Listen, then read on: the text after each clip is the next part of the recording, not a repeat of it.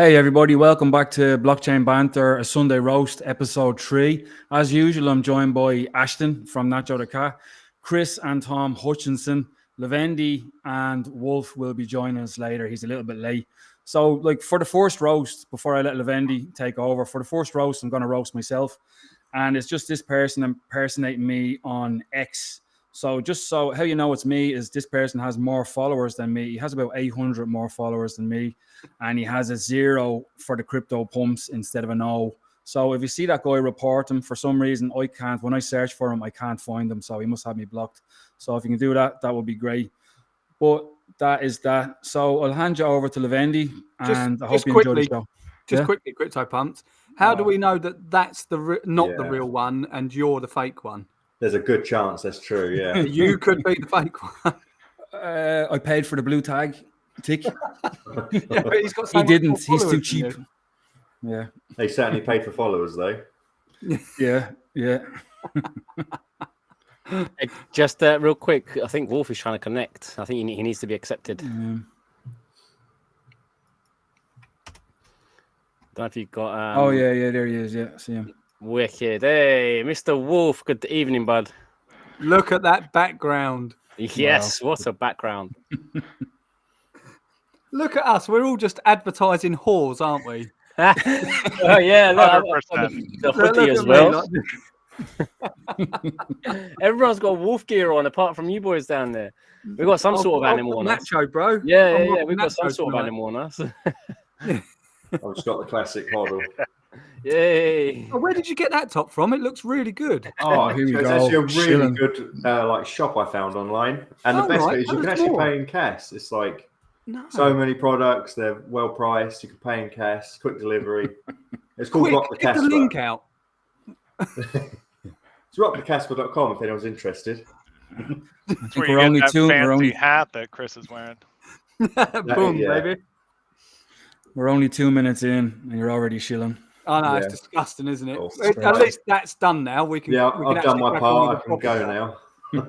Shameless plugs over and done with. Let's go straight in there. Welcome to the roast. We've got a few posts to go over, confessions, posts that we've made, there's replies that we've made as well.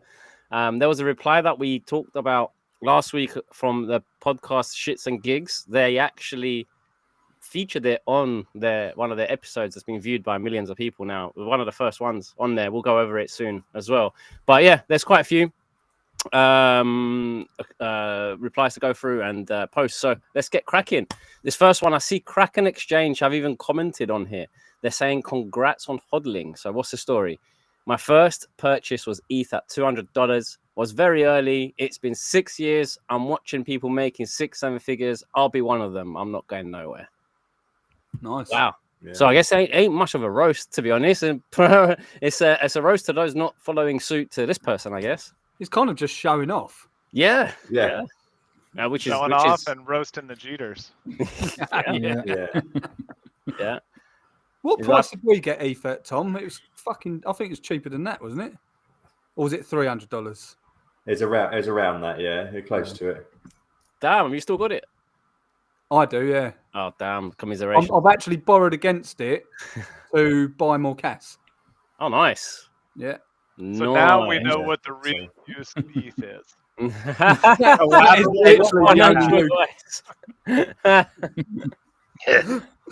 That is literally the only use. I think this will probably be my last cycle with ETH, unfortunately. Yeah, I'll be the same, to be fair. Cool. Awesome. Next one. Oh, classico, this one. Oh, goodness me. This is something I picked up on play the video first and we can go over it. iPhone versus Nokia. I hope you should be able to hear this.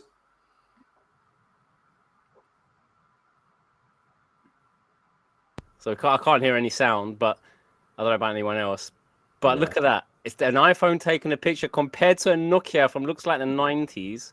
Taking a picture. Look at that. That even puts shame to any Android as well. I don't understand. What's going on? Things were just made better back in the day. Why did we all switch away from Nokia? Just solve everyone's problems. We wouldn't have this iPhone Android's dilemma. Just stick. Well, why did we move away from Nokia? Yeah. And Snake is the only game you ever need, really. Yeah, exactly. I second that. 100%. And I can make music on my phone easy. Do you remember when you used to have to code in the like 1 2 7 7 1 1 2? I used to know. I can't remember it now. That's a shame. If you know when you type the keypad, it makes a beep, a different tone beep. I used to know Funky Town. I used to play Funky Town. No way. Yeah, no, he did. I remember that. Yeah, to ages. Tom uses his autism to overpower. I use it for good, yeah. Yeah, autism for good. That's nuts, though, man. Today's day and age camera compared to this. What went wrong with the cameras? Honestly. But things were built better back then, weren't they? Like, have you seen people like with bridges and stuff? Like they've got their. There's another argument also. Again, there's another argument to it also. People were prettier than now. So. I don't know.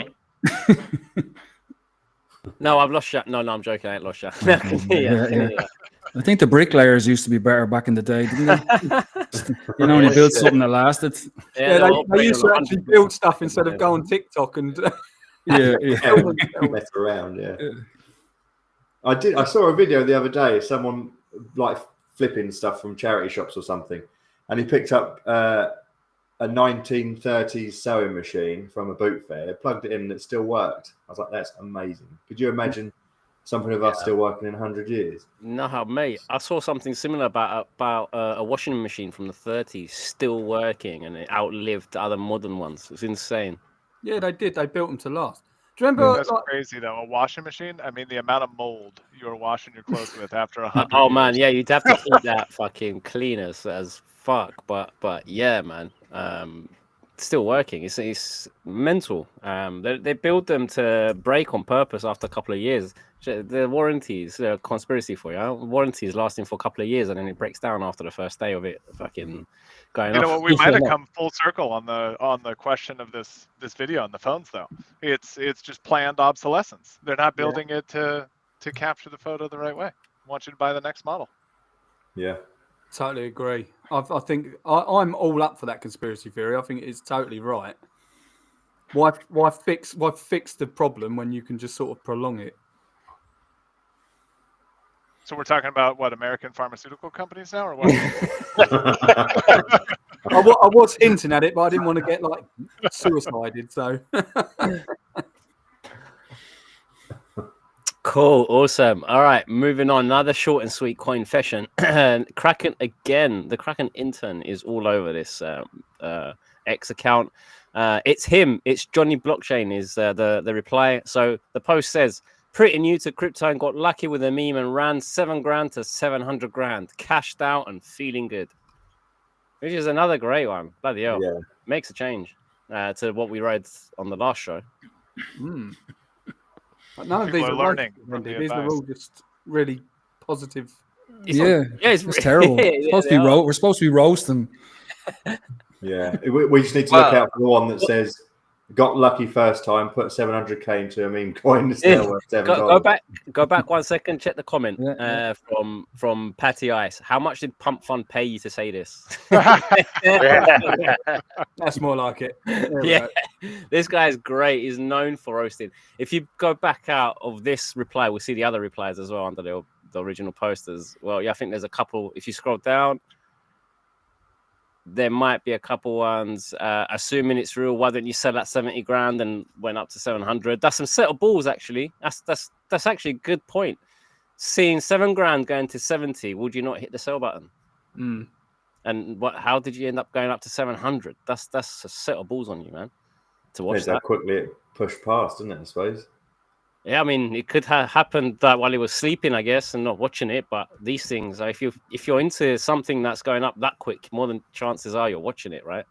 Yeah, and if you threw 7K into a meme coin, you best believe you're watching it. Yeah, 100%. Yeah, so that's a big set of balls, to be fair. Yeah, or Trip has it right and Soul Scanner, it didn't happen. yeah, probably. Fun's fuck. Do you know something? I saw somebody that I know say on the timeline that he got approached on DMs he got offered money to stop talking about specific projects. So Ashton, you're probably not far off. it probably is something true from this guy's reply. Yeah, probably. But I mean, talk about money-making opportunity. I wish people would pay me to not say something. It sounds like the It's insane. easiest money ever. It's insane. So you reach this level of that people know you talking about all different kind of tech and opportunities in the industry, and then you get these people that are in competition with the people that you're speaking of, and then approaching you and saying, "Here, look, here's 4 figures to shut the fuck up." Basically, Wild. it's insane. Yeah, I need to get more followers. Yeah. We need to turn this show into something people pay to not be on. Yeah. What's that? You paid in cash, I heard. What? Oh, imagine that. Would be awesome. Yeah, that'd be great. Cool. Next one. Oh my god, this is a story that I read. This is really insane. Have you guys heard of the fake ledger story? Yeah, I heard about this, man. Insane. Let's get into it. It's a thread, 8-page thread, right, from an account called Intelligence on Chain. Great name, great account. It's been around for a little while. It's got quite a few decent stories we'll be covering on these shows in the future. But this one caught my eye. I don't know what to make of it. It's scary, indeed. So yeah, let's get into it. So the first thread starts off by saying James thought he was safe. He used the Ledger hardware wallet, kept his 24 words private, and followed every crypto security tip out there. Then one day, a package arrived. So it shows a picture of the Ledger packaging and a printout A4. We won't blow it up and read into it. It's just pretty much showing it because it looks really official, right? You've got the signatures, you've got the name and addresses. So the person that sent them this knows them full well. So it looks legit, right? To the naked eye. Moving on. Yeah, points that I just covered. It looked legit. The box had the Ledger logo. The device looked real. Even the letter inside seemed official, explaining this was a replacement device after a security breach. Red flag number 1 to me, if I'm reading that. But yeah, absolutely. They're never going to send you one for free. You know. So after security breach, they sent that replacement. Cool. So James had no idea. This was the beginning of a sophisticated scam. Look at the packaging. It looks like it was blow dried together-ish. It's another red flag on its own. Guess it was missed. Hindsight's a wonderful game to play as well, reading on this. Yeah. Cool. Third one, he goes into it even further. He goes, the letter said, your old device is compromised. Set up this new one and enter your recovery phrase so you can secure your assets. Wow. That's a key phrase, isn't it? Secure. No, that's a key red flag too, and I hate it up in the middle of the thread. But if you have a compromised device, send your assets to a new wallet. Don't import the compromised one. That's right. So he hesitated even at that, but because the letter used real breached data, like his name, address, even his email, he followed the instructions. So he plugged in the new ledger. It looked just like the old one. He entered his 24 word phrase into the app, and it told him to download. That was the moment he lost everything. No. Yeah. Come on. Yeah. So moving on, within minutes of pressing download, his wallet was emptied. Bitcoin, Ethereum, NFTs, the lot was gone. The device was a counterfeit, modified with malware to steal phrases and drain wallets. And in this picture, if you scroll down a little bit, Cryptopumpz, you can see the fake. I don't know if you can open it up and make it bigger slightly. We can read what it says. So look, the first one is the back of the fake Ledger hardware wallet. And at the bottom, the second picture is the back of a real Ledger hardware wallet. Oh, man. All right. If you're watching this, take a screenshot. If ever you are in this position, hope you're not, but if ever you need to check your ledgers, you can check this. Well, the interesting thing is, though, is how did they know this guy purchased the ledger to begin with? Yeah, because the ledger gave up everyone's stuff, didn't they? They got hacked. Yeah, that's a whole other conversation. Cool. So then he goes on. This story goes on saying that scammers have been exploiting real victims from the 2020 Ledger data breach, as Chris just mentioned. The leak that exposed over 270,000 customer addresses, man. That's insane. 270,000. These scams have happened. They may not be common now, but the threat hasn't gone away. And evidently, this was what 2025. This whole story.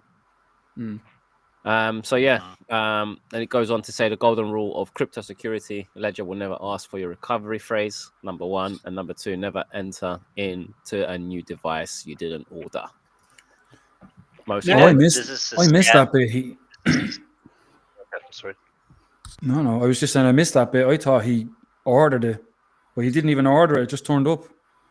just turned up out of the blue. Oh, that's worse. Okay. I Yeah. don't feel so sorry for him now. Yeah.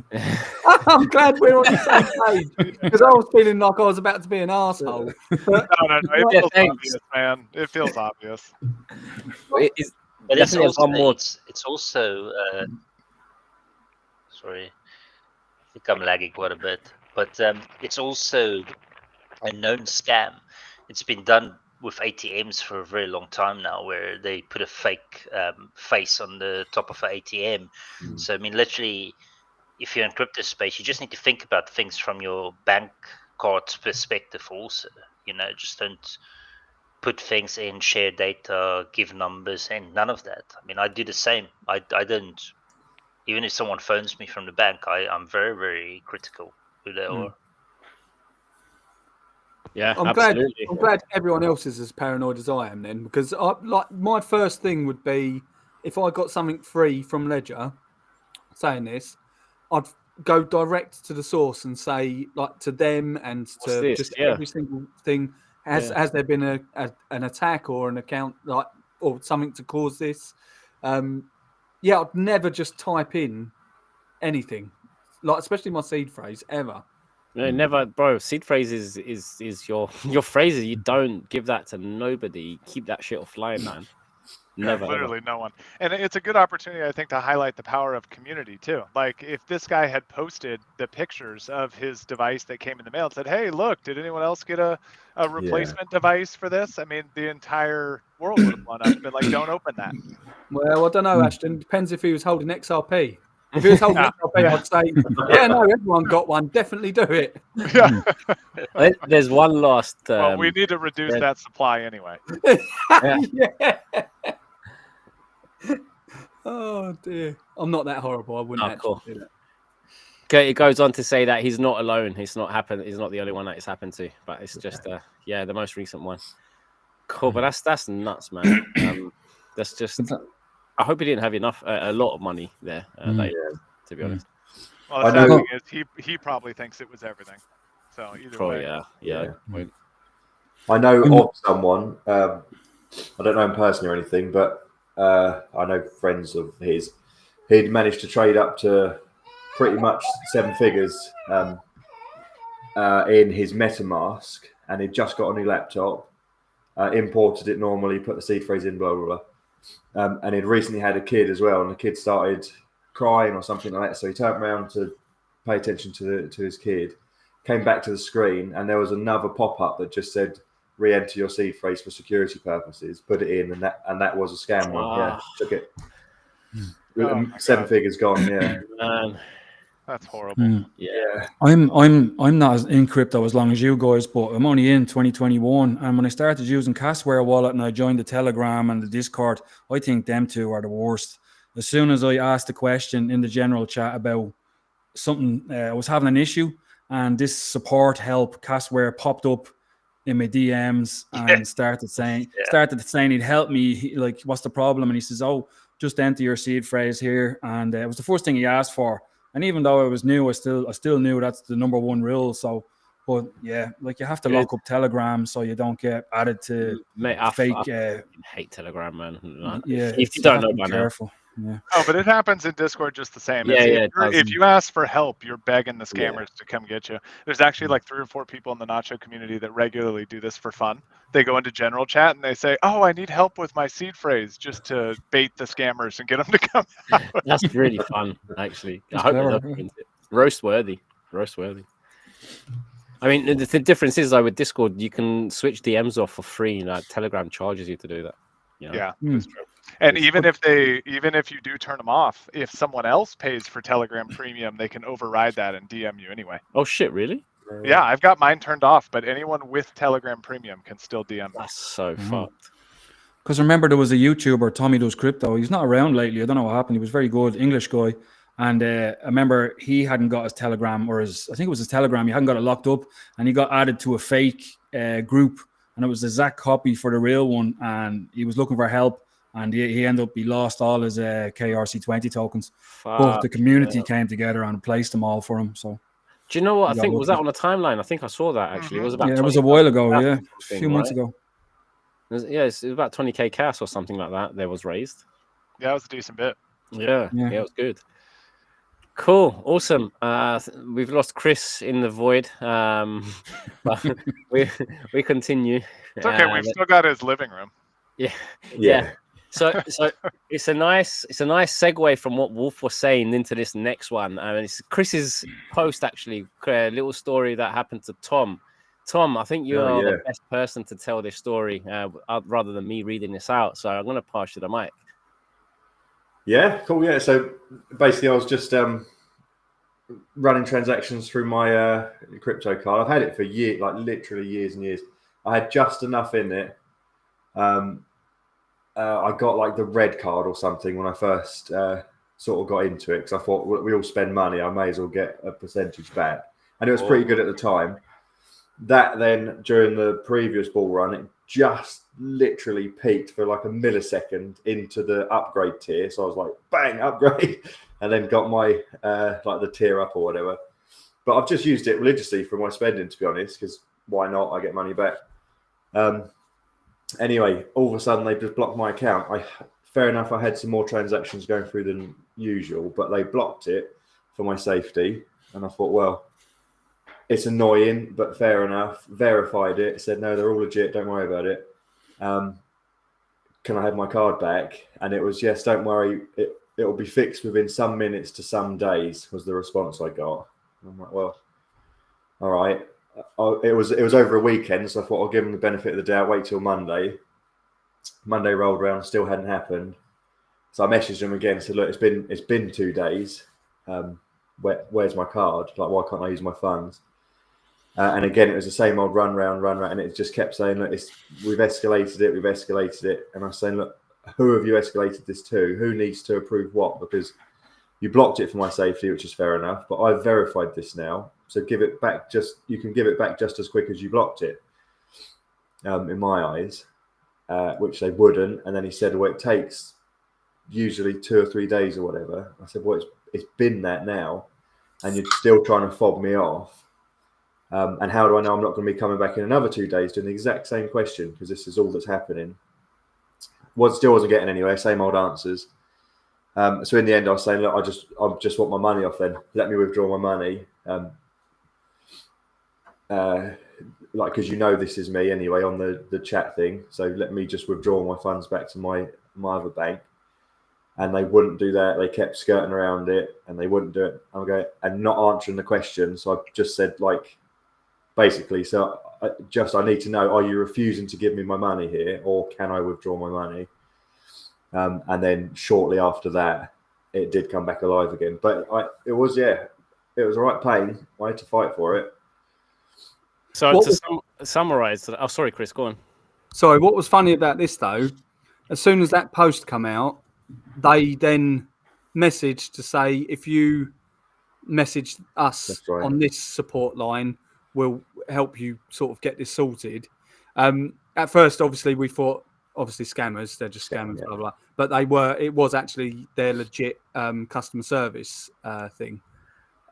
So they're probably doing sort of damage control. But Tom never actually even went through them because he thought, well, no, because that's not fair, is it? Just because someone's got a voice or a platform, you'll then help them more than someone who doesn't. It should be the same for every customer, shouldn't it? No, that's it. I figured it should be the same for every customer. So do your job, basically. Your customer support, do your job. And I was just following all the stuff they told me to do. But yeah, it did come back, but I reckon it was probably must have been a week, must have been 6 days, something like that, before it did come live again. They've turned into a bank, man.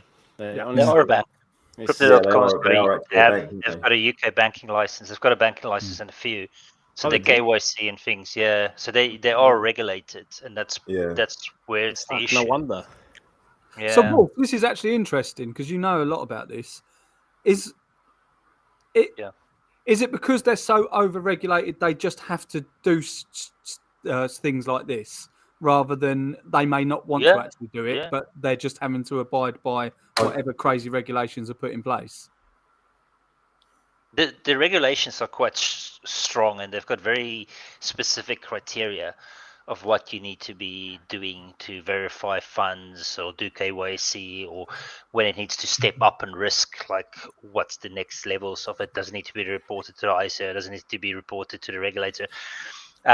So they would have to adhere to that. And UK banking is a shit show with crypto, because most of the banks have taken a stance that they don't entertain any crypto at all. So I've had an argument with HSBC where I've sent money across from my HSBC account to my Crypto.com account, and then HSBC blocks it. And I had to reach out. I reached out to HSBC and said, you're aware that you blocked a transfer between two UK banks because Crypto.com has got a UK banking license, and that you're not allowed to do that. And they just flatly said, no, we don't entertain any crypto at all. So it's difficult overall. I don't know how Crypto.com works in other countries. I assume it's a bit different regulations for some in regards to crypto. They were always absolute wankers. I mean, I've got even stories spanning back a couple of years ago as well. And I'm not going to go into, but I ended up on the wrong end of that as well. I'm still out of pocket from it. So it's just it's insane what now they've become regulated and they're just up to the same old fucking shit. I blocked them because of that situation, and then I noticed something about Casper that they'd done, and I had to unblock them so I could tag them on the post, which was pretty funny, to be honest. I think, Chris, I told you that I had to unblock them to make the post but they've since removed that about Casper as well. I think it's on the next tab that that Cryptopumpz, you got it there. It's also a wider argument in regards to, so remember this week we were talking about decentralized and centralized, and I spoke about how it's actually a spectrum of where you find it. There's no pure decentralized or centralized with it. And I think the problem you have in regards to crypto as it becomes more mainstream, companies that start crypto products would naturally start going towards the centralized aspect of it because it's profit driven in the end of the day. So they will do that. So I don't know how the world's going to look in the future, whether we're going to have peer-to-peer, like a second market that's where you're your own bank and you run crypto in the way it's supposed to be running, and then you have the rest. It's quite interesting, actually. Like in what's it like in Ireland for onboarding to crypto? I'm with a bank called Permanent TSB, and they froze my card like about 2 times back in the day when I wanted to buy Casper on MEXC, and I just gave up on it and I started using Revolut. So it used to be just an online bank, but now it's a proper. You have your IBAN and your BIC, and you can get your wages paid into it and everything. Now it's a proper bank. But the thing about that is, if they freeze you, you go into the app, put your fingerprint in, put your password in, and you can unfreeze your card just like that, or account straight away. You're not waiting. So it's way better. I've never had any trouble with them. Yeah, that's Revolut. So it shows that in Ireland as well, it's just as bad for onboarding. It's like new fintech things. And what about you, Ashton? What's it like in America?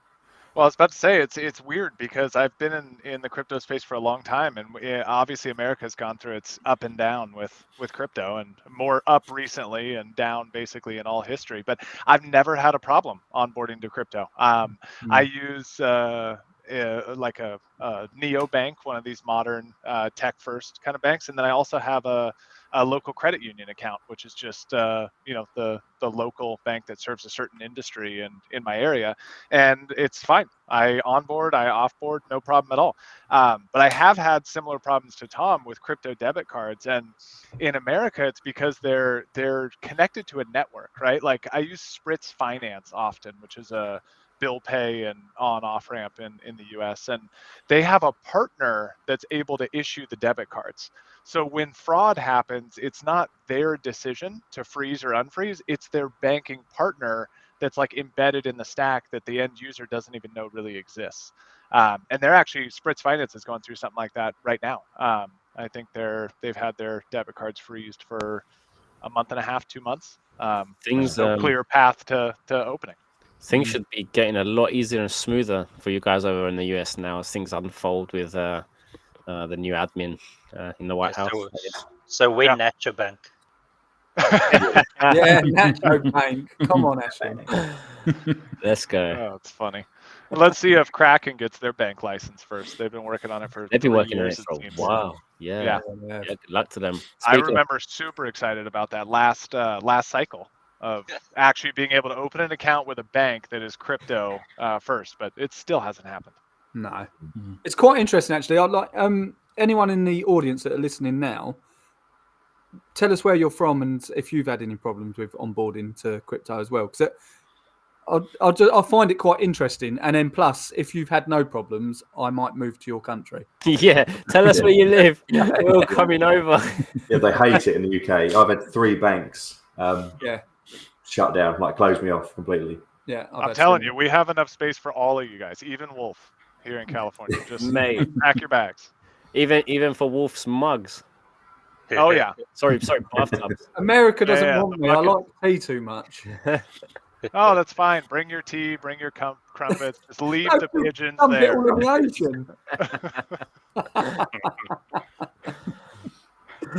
Oh, good fun. Awesome. On to the next one then. Let's go. This looks like it's a confession. Oh, the Haley Welch story. So before I read this out, though, if you don't know who Haley Welch is and you've been active in Web3 and you still don't know who she is and you've been living under a rock, I'm sorry. Consider yourself roasted. This girl is the Hawk Tar girl. She went viral for saying she's going to spit on that thing. For those of you that don't know what that is, search those words in Google. Put your filters on so you don't come up with other websites. And have a dig into who she is. But this is a confession from one of her ex-boyfriends. Short and sweet. I dated Haley Welch, the Hawk Tar girl, in early 2022. And we stayed in contact. I made $3.5 million off of her Hawk token when it launched. Don't know if you guys know about what happened with that token, but it went all the way. Surely he must have been an insider then. Oh, fuck it. Yeah, of course. 100%. Yeah, he was insider, I think. Yeah. Boom, boom. Oh, quick. Yes, I had to mute myself on that. That was funny. Great lineup from Chris as well. Oh, man. But yeah, man, it pays. I mean, oh, shit, I left a comment on that. Oh, sorry. I forgot. I made a comment on there, but we're good. What does it say? What a load of bollocks. You know how easy it will be to trace that specific amount? That's true, actually. So I what don't are the remember writing results that. of your tracing, Levendi? The money.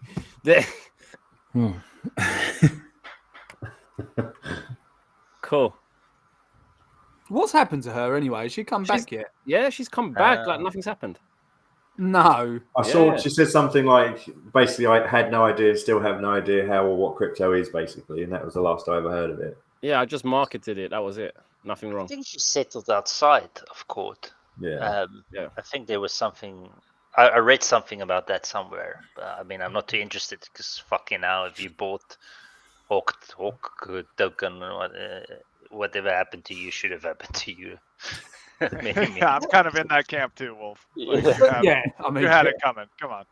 Yeah. But what are people's opinions on this? Do we think that she knew what she was doing and did scam people, or she was just led on by scammers and Led on by scammers. Led on by scammers. Yeah, I think it's the latter too. I got a hard time believing that college girl that we saw in the video created a meme token all by herself. I don't think she created it, but a good friend of ours once said that the truth is somewhere in the middle, right?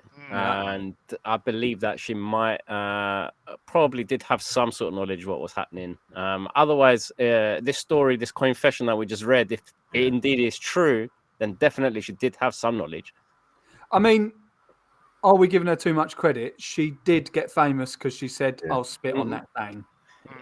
But I also equally enjoyed. Anywho, I'm going to bed. Yeah, Oh my god, yeah, that was brilliant. that was the most funniest space ever. Wasn't CoffeeZilla up on that space? Yeah, like they were all grilling everything, saying like, "Where's Yeah. the money gone?" And she's just like, "I'm bored of this now." Anywho, I'm Anywho, upset. I'm going to bed. Loved it. I forgot about that. Cool. On to the next one. Another confession. This one is about a call. So our team agreed to pay $35,000 to a KOL. A KOL. It's a key opinion leader. That's what it stands for promoting our token on Twitter, TikTok, and YouTube. We received absolutely nothing in return. Nobody clicked on a link. Nobody bought tokens. Not a single person followed the socials. It's their own fault, man. 35 grand. But That's why would crazy. you dump that into someone on promises?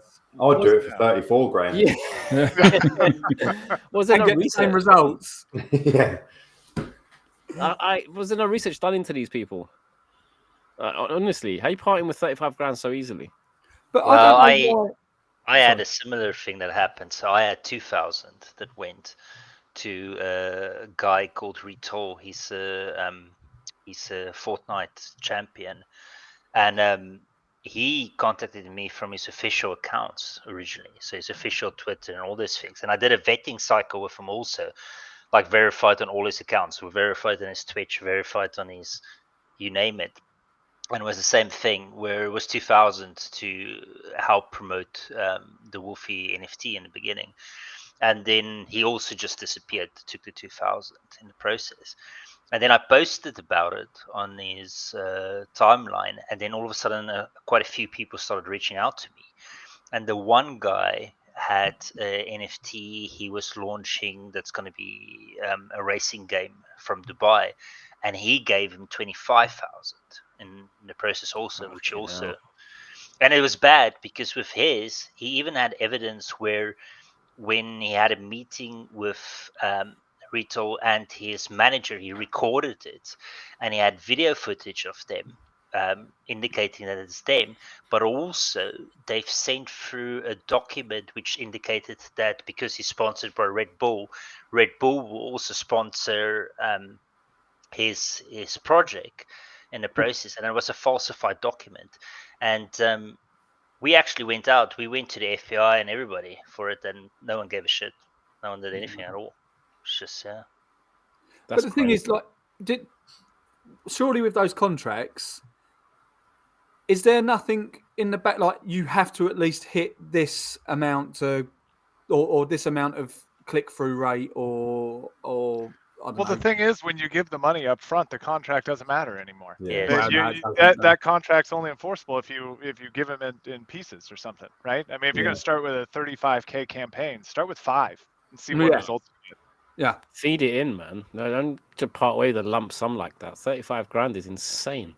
but even like as a marketer, if you're someone who wants to promote yourself as a marketer, surely you'd do something like, I'll take commission of every sort of click through you get or conversion you get.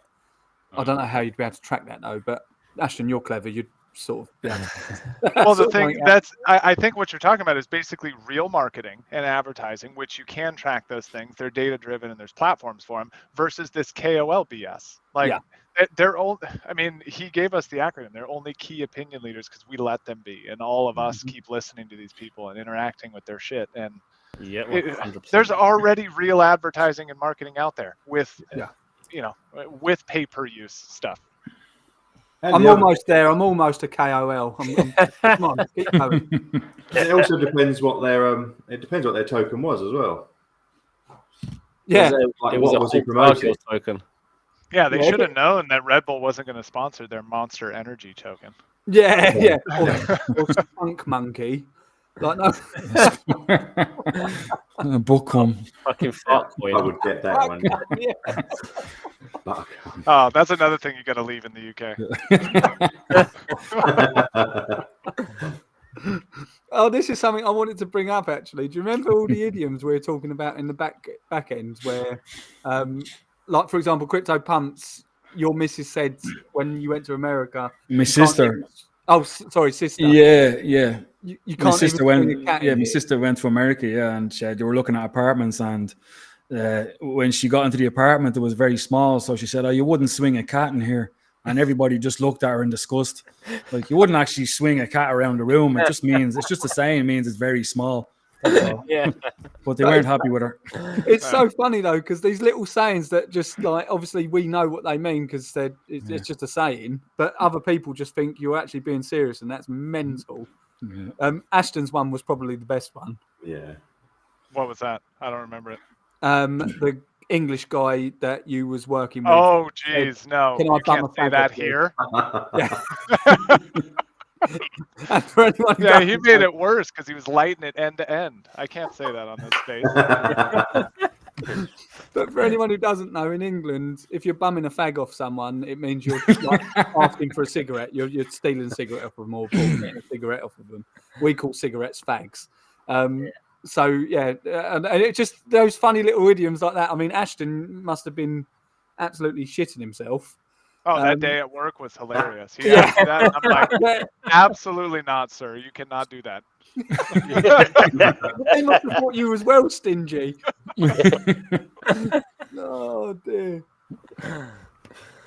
Cool. Awesome. On to the next one then. Levendi, just before I get just while Ashton's talking there, can I address the elephant in the room before we move on? Like, you know. Oh yeah, sure. Roast me. Yeah, he's never answered like this question. Oh, this question. I thought you were going to ask me about why I'm not on video. That was more fun to answer. No, this one. I just think this is brilliant. This was a guy on CoinMarketCap, and he has a post here.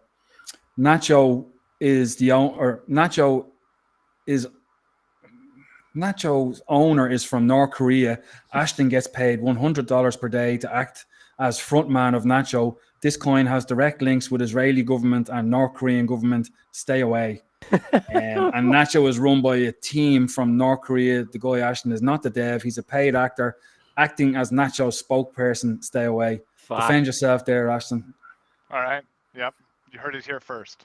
Which follows on to why he's not actually on camera. King Jong-un's told him he can't be on camera. King. Oh, sorry, no, we've moved over to Il now, haven't we? Is it Yeah. King Jong-il or Un? He hasn't got the approved haircut to be on That's screen. it, for yeah. Yeah, that's Approved haircut. he No, only not got from. $50 this day. Well, the thing that bothered me is that Moga didn't give the confidence that he's the handler, and that's why he knows all this information. No, not from North Korea, and I'm not on video because my 14-year-old bodied me in a pickup game of basketball. Got owned by a 14-year-old. That's some of that.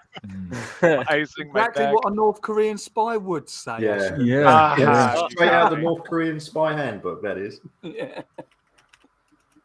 I think we lost Wolf. He's not Wolf allowed to has associate He joined. with probably Korea. is Yeah. under North Korean's rule. He said the so, wrong thing. Oh, he's back. He's back. Yeah. He's gone to renegotiate his terms because he's only There he getting. Yeah, he's only $80 a day. Yeah, I think I'm not sure. My internet's not great at the moment. I think the Barretts ate it again. So Are I you need to go streaming fucking direct from North Korea? see what they did. No, from Shooter's Hill. That's where I'm streaming from. That's pretty much North Korea anyway. Yeah. Cool. Awesome. So moving on to the next one. Now that we established Ashton is not from North Korea and the whole team is not from there. So he says. Or another- South, for that matter. So, And now another coin fashion post. This one is a mind opener. So with a friend, I created a famous crypto drainer. Always stayed honest and never scammed the client. Now I'm sitting on $12 million just on fees. Life hasn't changed. Oof. not good. Like it's complicit, isn't it? Yeah. Yes. That's mental. That's absolutely so. Just to wrap this up and just to bring it down to layman's terms, this person has created a script that drains wallets that scammers use, that he doesn't use to scam, but other people using to scam, which he is benefiting off the fees that they're getting from scamming people. Oh, I don't know. That's like you can't. It's You horrible. can't be That's happy. not acceptable. It's You such can't a say that word out game. loud. He's like, but I don't know. Like you could say the same thing about a gun. The person who invented the gun, it kills people. Hold on. Because a gun can defend you, right? There's a time where you can use it like ethically. Yeah, You can't ever use a crypto drainer ethically, can you? No. And also, the person that created the gun is not getting rich off it, is he? He's not getting money now. Well, I think Smith and Wesson would have a bone. I'll say Desert Eagles arguing with that one as well. Well, I mean, yeah, but they're not. Well, anyway. But no, I totally agree with Ashton's point. He found the flaw immediately in my argument, and it's right. A gun can defend you, whereas a wallet drainer is just literally there to screw everyone over. So yeah, for sure. You could like hunt deer with your gun, but you're not going to feed your family with a crypto drainer. No, you're maybe he will. Yeah. It's more than just one family. Fucking hell. That's insane. I couldn't. Like the guy's obviously just trying to work around this and to take any blame or guilt off of himself. To like just be like, yeah, no, I wrote a script, but I'm not using it.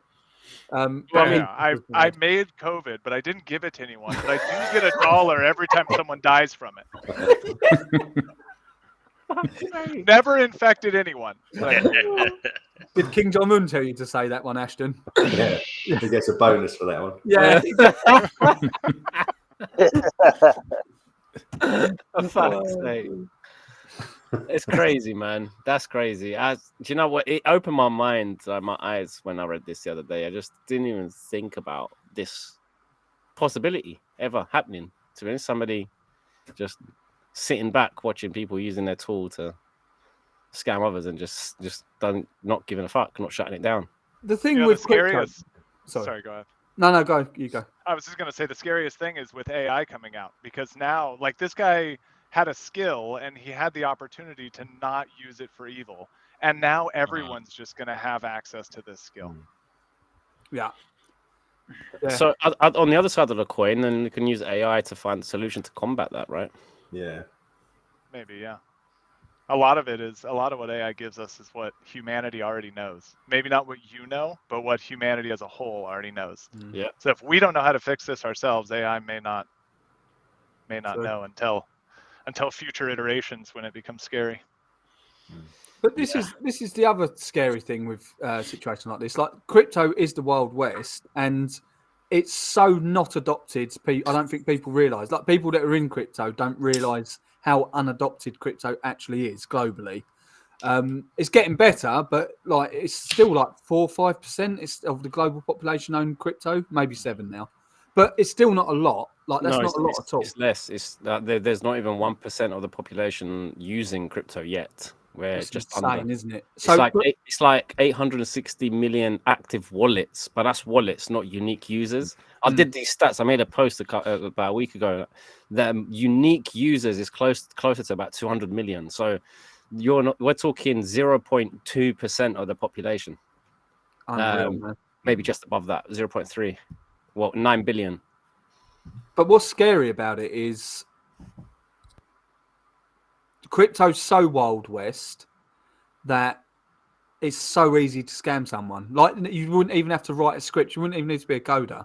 You literally just say to someone, set up your account, give me your seed phrase, and I'll do the rest for you. They wouldn't know what a seed phrase is. They wouldn't know what to like. And this is why it's so important for decent crypto people to keep pushing knowledge out there. And what I worry about is I can hear myself. Yeah. I can hear myself twice. I think cool. Oh, I can hear myself. Cryptopumpz, stream or something. Wolf is gone again. Blame Paintball. Why am I hearing myself? Oh, this is This is horrible. Yeah, 1 second. Hang on. Can the audience? Oh yeah, they can definitely hear it. Oh shit, I can hear it. Is that fixed? Yeah. Yeah, I think you opened Yes. it. Okay, 1 second. Try this again. But yeah, I mean that's scary, man. To think about what people are capable of. Is what I'm trying to say. I can Yeah, see Chris is the moment you open this. Back. Okay, I know. Hang on. I know what it is now. Sorry. You can, I preferred it when I couldn't hear you.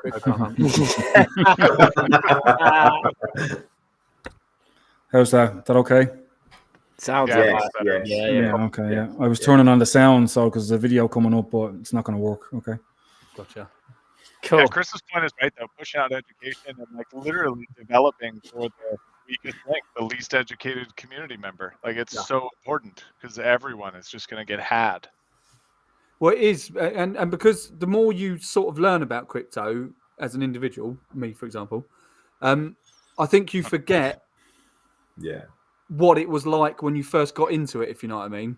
So you're so far beyond, like you just think everyone should know not to give their seed phrase out, or everyone should know to put their like precious stuff in a cold wallet or anything like that. But like you because you've been in it for so long, you think it's just normal. But we need to keep remembering that actually these newcomers that are coming in, when I was a newcomer, I had no idea about anything. I was just guessing. Yeah, you're so right. That's the argument as well. Is the question is, and the big question is that's been spanning across the years in this industry is the general public ready for self-custody, to look after their own wallet, or do they still have a necessity to rely on somebody to look after it for them? Oh yeah, I think Wolf's right. I think it's likely going to be a great percentage of the population that's never ready for that, and that's the reason we let the government take care of everything for us. Yeah, 100%. But the main caveat to that is there should be another option for people. Yes. Like, and then this is why crypto is such a big thing for me, or certainly Casper is such a big thing for me. It gives me that option to be in a centralized world to now sort of navigate in a decentralized space. So, because it's the option of freedom that actually gives you true freedom, not taking advantage of it or using it. Right. Not everyone's going to. The option. 100%. Yeah, agreed. We can also just start Vikings back up again. So all that. Yeah. Get the horns out. Well, we've already got the cups. All these people. Exactly.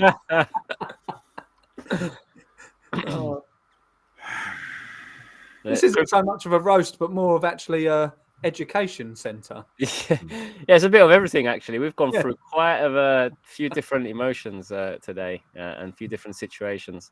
Yeah, Sunday roast is an emotional roller coaster. Yeah. It's more like blockchain banter fireside. So this one that Cryptopumpz pulled up, we went over in the last show, right? It was something about that I commented on a very popular podcast. They gather millions of viewers over on YouTube, and they actually picked this up on their show that they posted. So probably 4 days ago, something like that. I did have it to play, but because we can't hear sound, we can't play it. So there's no point in playing it. But yeah, the idea was to show their reaction to this comment, pretty much. But do you want to give it a go? If we all mute, it should work, should it? Yeah, if you want, it's a bit of navigating though, so I may have to tell you how to navigate through it. Right, okay. It's in the beginning, the first one that they've got their intro and then they go into it. It's like the first 2 minutes into it, something like that. Yeah. But I mean, you're a legend for that comment either way. That is so witty. I might as well read it out. So the question that they asked for was, "You're at the gates of heaven and God turns you away. Why?" And so I commented, "Because of that one time I replaced my girlfriend's birth control pills with Tic Tacs." Even their reaction was like, "What the heck?" Did you watch it, Chris? Yeah, it was great. It was funny, man. He had me in stitches. They were like, "What the fuck?" Man secured that, they said. Yeah. Yeah, it was quite funny. But no, it was good. It was good to see that they're reacting off of like small creators like us, commenting on their show. These guys are huge.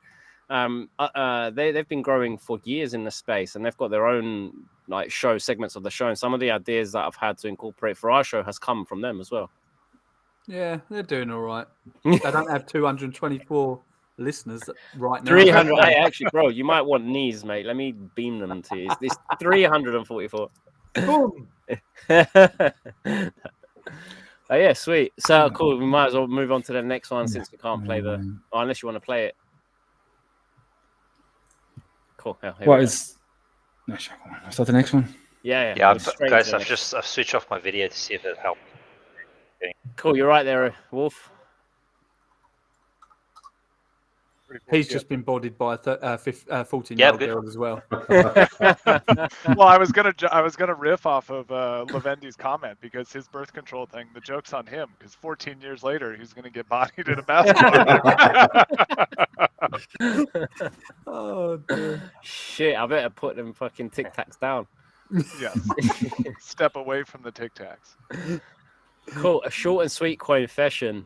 This is a great statement, actually, and one that people need to hear more often to come to reality, right? Crypto really detaches you from reality when it comes to money.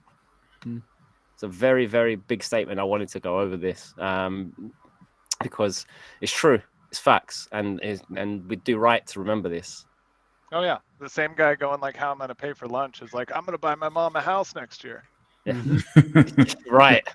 It's crazy. And then he'll go back to, I need to sell that house because I've lost everything. Yep. Cardboard boxes. Yeah, but let me Jordan Peterson this. What is money? Yeah, true. Money in its current form here isn't money. Exactly. So crypto does detach you from it because it's the concept of money has changed the last 20, 30, 40 years. So what is money really? Yes, crypto is going to be different from that. So you detach from it. I mean, everybody in crypto has got the view that crypto will always go up in value. And everybody in fiat knows that fiat's buying power will go down in value.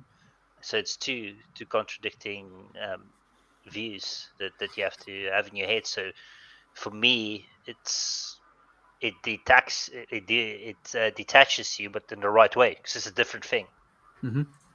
Well, a lot of the normies don't even realise that their money's getting devalued. Like it's so insidious. Like inflation's so insidious, you don't even realise because the number still remains the same. If you've got 100,000 in your bank account and then all of a sudden they print 50% of the supply, you've now lost roughly 50% of your purchasing power, but the amount stays the same. Just the number, yeah. For some reason, things are getting more expensive. If you had £1 million in your account 10 years ago, today, what would it be worth? Half that, if that.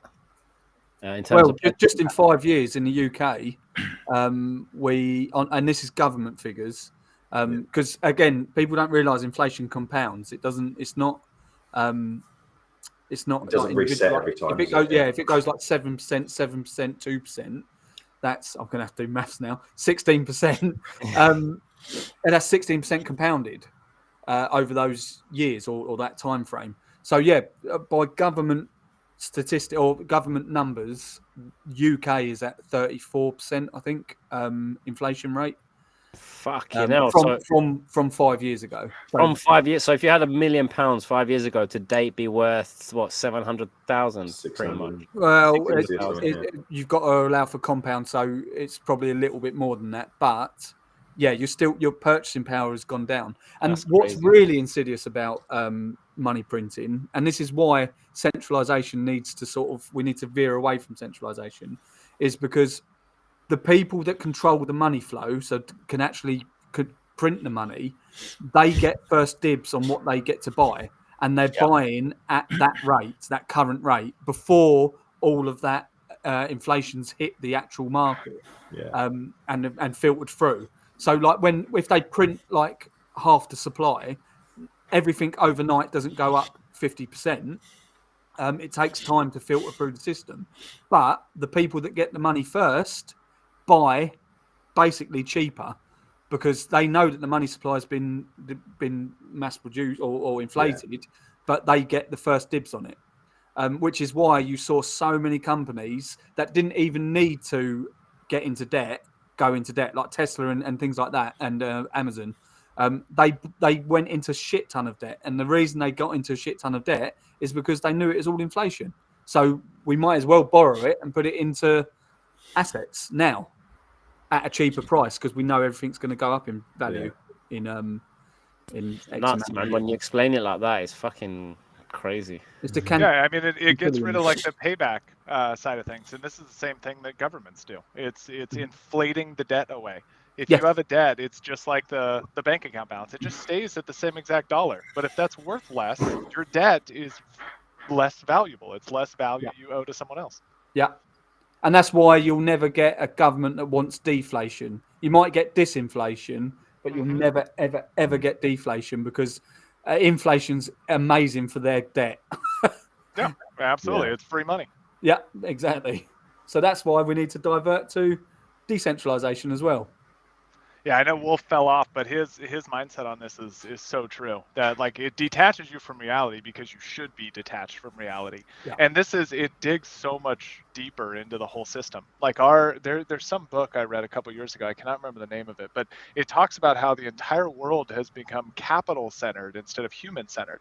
We even build our buildings not to enjoy them, but to fit as many as we can in a certain block or radius so that we can capitalize on them. Everything is the center of our world is capital. Yeah, look at McDonald's. Oh man, a real estate company. Yeah, exactly. Yeah. And it used to be so much fun. You'd go to McDonald's because you had slides and Ronald McDonald. Oh yeah, all the weird stuff. But now it's just like a prison. Yeah. Their advertising campaign changed perfectly with it too. When I was a kid, it was "We love to see you smile." Now they don't give a fuck what's on your face. It's all about what's in your wallet.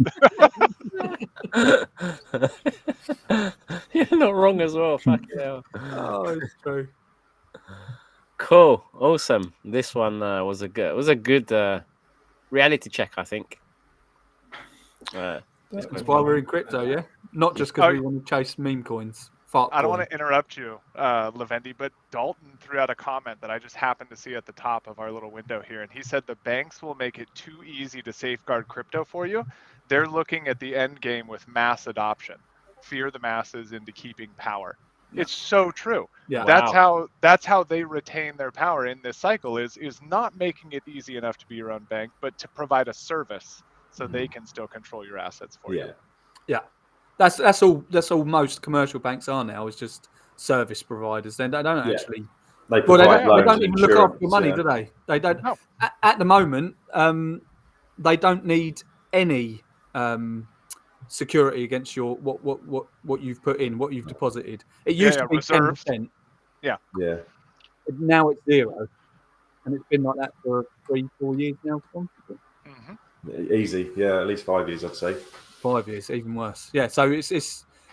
Yeah. I'll be interested if it changed. So I remember on the Federal Reserve rate or whatever it was, they had during COVID it dropped down to 0%, which is meant to be normal in terms of emergency. So they had to have 0 back into any money that was ever printed ever. I wonder if that has changed yet, because that was meant to be a temporary thing. So I'll be interested to see that. It's amazing how temporary things just stay. Oh yeah. Especially when it comes temporary. To government. Oh dear. Jesus. I feel like we should be wearing tinfoil hats. You don't have it on? No, I've got my nacho hat on. This bad boy's staying. No way, that looks well nice. Where'd you get that from? Well, actually, is this our mid-shield break? Yeah. During the recession in Ireland, they brought out a charge to an extra tax on your wages to bail out the banks. It was called Universal Social Charge, and it's on your pay slip. You have PAYE, you have PRSIs, pay-related social insurance, you have pay-as-you-earn tax, and then they put this new one in called geez, I'm after forgetting what I called it there now. What did I say it was called? Anyway, it was only it was only supposed to be there until they bailed out the banks. But what was that, 2008, and it's still there. It's still They there never did away now. with it. Yeah, still there, still taking Wow. away wages every week. Yeah. We had Because if they're getting money for free, they'll never They're not- ever yeah. redact it. They'll never. That's we had insane. there's a near where we are in London. There's a big toll crossing called Dartford Crossing, and that was put in to cut out traffic for going through London. You bypass it, and this was I don't even know when years and years ago they made It's it. 100 years. Yeah, Is it 100 years? Yeah, And it's 100 years old, yeah. as soon as it was paid back from the toll crossings, it was meant to be free for everyone. As soon as they did pay it back, they then sold it to a French company, and the price has just gone up and up and up. Fuck's and up. sake, man. Wow. They'll never ever. When this is the problem with centralisation, they'll never ever go back on. Like they'll say it's temporary, but temporary just lasts forever. It really does. It's and this is why you need a different. Feels like a lot like a Mexi withdrawal halt. Yeah. Oh dear. Boom. Cool. Awesome. So moving on to this next post. I don't know if you guys know of this account on X. It's called Bold Leonidas. Hand draws comics every few hours based off of viral things across crypto Twitter. That's another one we'll go through in a second. But this is funny because it features Kraken. Coinbase, when Bold made this comic, Coinbase came out with news that they're implementing 4-hour candles on their platform. And then Kraken commented on the Coinbase saying, good for you. We've had these for ages, pretty much. So then Bold came out with a comic version of it, which made me laugh and very roast worthy. So I thought I'd highlight it. This person called Bold does very, very good comics. So if you get a chance, go through their account, go through their timeline. It's really, really funny. It brings a smile to my face every time I go through it. Love to see more of it, to be honest. But yeah, this depicts that situation very well. Dude, Kraken is so underrated. In just my personal opinion, I mean, I don't know anything internally, but Coinbase, Binance, Crypto.com, everyone talks about these big exchanges, and Kraken seems to stand out from a business practices perspective. I think so. I think Kraken do a cracking It's job. practical. Yeah. Nice. Yeah, Very it's very nice. practical. Hats off it's, to you, it's Chris. one of those. Yeah. Fuck's sake. Oh, I do. I genuinely. I think I've never come across anyone who's really had a proper bad word to say against them. They seem to be pretty solid in the space. And like even with Casper, I don't think a lot of people use Kraken. Most people use Mexi, but like Kraken's good. Like they don't. Well, they very rarely do wallet maintenance and things like this. Yeah, and I think it's actually maintenance because it comes back on very quickly. It's like a day later. Yeah, I agree. Do you know who else said they were doing some maintenance? Is fucking DJ Quan guy with Change. Yeah, man. Jesus. Oh my God, where are the pitchforks? Can we all get one? Yeah, man. God, instead of the mugs, send me pitchforks, Wolf. Yeah. I did. There's a guy, I can't remember his name, and I really wish I could now because he deserves a shout out. But he's doing some serious deep diving stuff like Zach XBT, but for Casper. Well, that's another conversation, but yeah.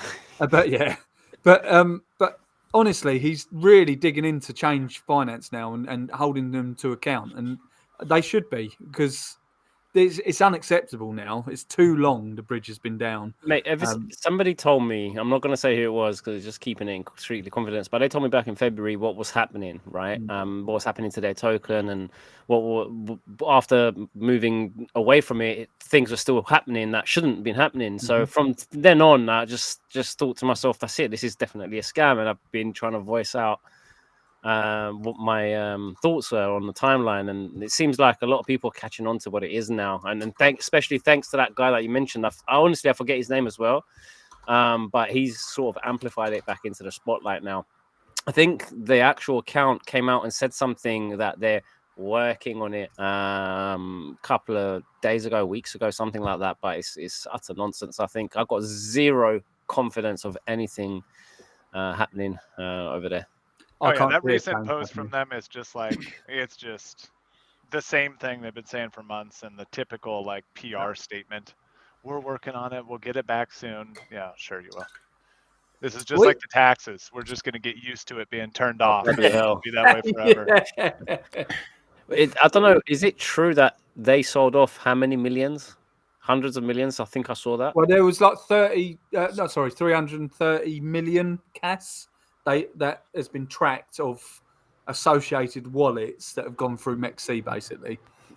From change. From change. Now, whether that is actually... Yeah, that's what this guy has said in his research post. Yeah. Like, that's not fact. It's just, Right. yeah. There's no way to verify it using tools available now? Or Well, he's verified that they're change-associated wallets, but, I mean, I think it's very hard to convincingly pin that. But well, that's exactly why I think this is so important to talk about, and I think it's so important in the space to like be above reproach, is that old saying, because you can't verify anything, which means you can't also verify that you didn't do what you're being accused of, which means you just have to be above all of it. You have to make sure your product doesn't get involved in this type of BS. So the red flag for change is the fact that they're here at all. You know, their solution to the problem, or what the problem really is, doesn't matter. The fact that they're a topic of the conversation is the problem. Yeah, and it's easily verifiable if they just release that. Like, for example, the wrap cast they've got, if they can release the backing that they've got for that, fine. But they haven't done that yet. Yeah, for sure. And if the product's just bad and you just want to like do right by the community, then you unwind the wrapped bridge and you return the original underlying asset and you close your bridge down. But the only thing that they're trying to do now is either keep their revenue generating product alive or continue the scam. And either way, it's bad. Yeah. Rehypothecation's a hell of a drug, man. You know, it goes back to that other person that made $12 million off of that draining software. It's the same thing if they keep it going, isn't it? Yep. Yeah. Well, you know, a big thing about projects is that you can actually, projects, applications, or DEXs, or whatever you want to call it. The big thing about them is that they show who they are with their interaction with you from day one. So when I interacted with Chains originally, I was very surprised on how bad the customer service was. They didn't respond, or then when they did respond, they didn't give real feedback. And then because I actually live in, I was that guy you were talking about in the beginning. So when I delisted Wolfie from Change and we extracted all the liquidity, there was no liquidity, and we know the two guys that had the liquidity was me and Cash Check. So we knew everything was gone. And then it was like a week afterwards, all of a sudden there's transactions coming through from Chains, which is selling Wolfie coin. And I reached back out to them and I said, listen here, I see you and I see the shit you're pulling. Fucking stop your scamming of my coin thing. And then the response to that was, I think you're crazy. I don't know why you're obsessed with it. I'm blocking you now. That was Change's response to me. So yeah, they're not good Fucking people. hell, man. That's insane. That's really insane. They're just blocking you. It just tells you what they're all about. They're there just to take your money and wash theirs through all these tokens.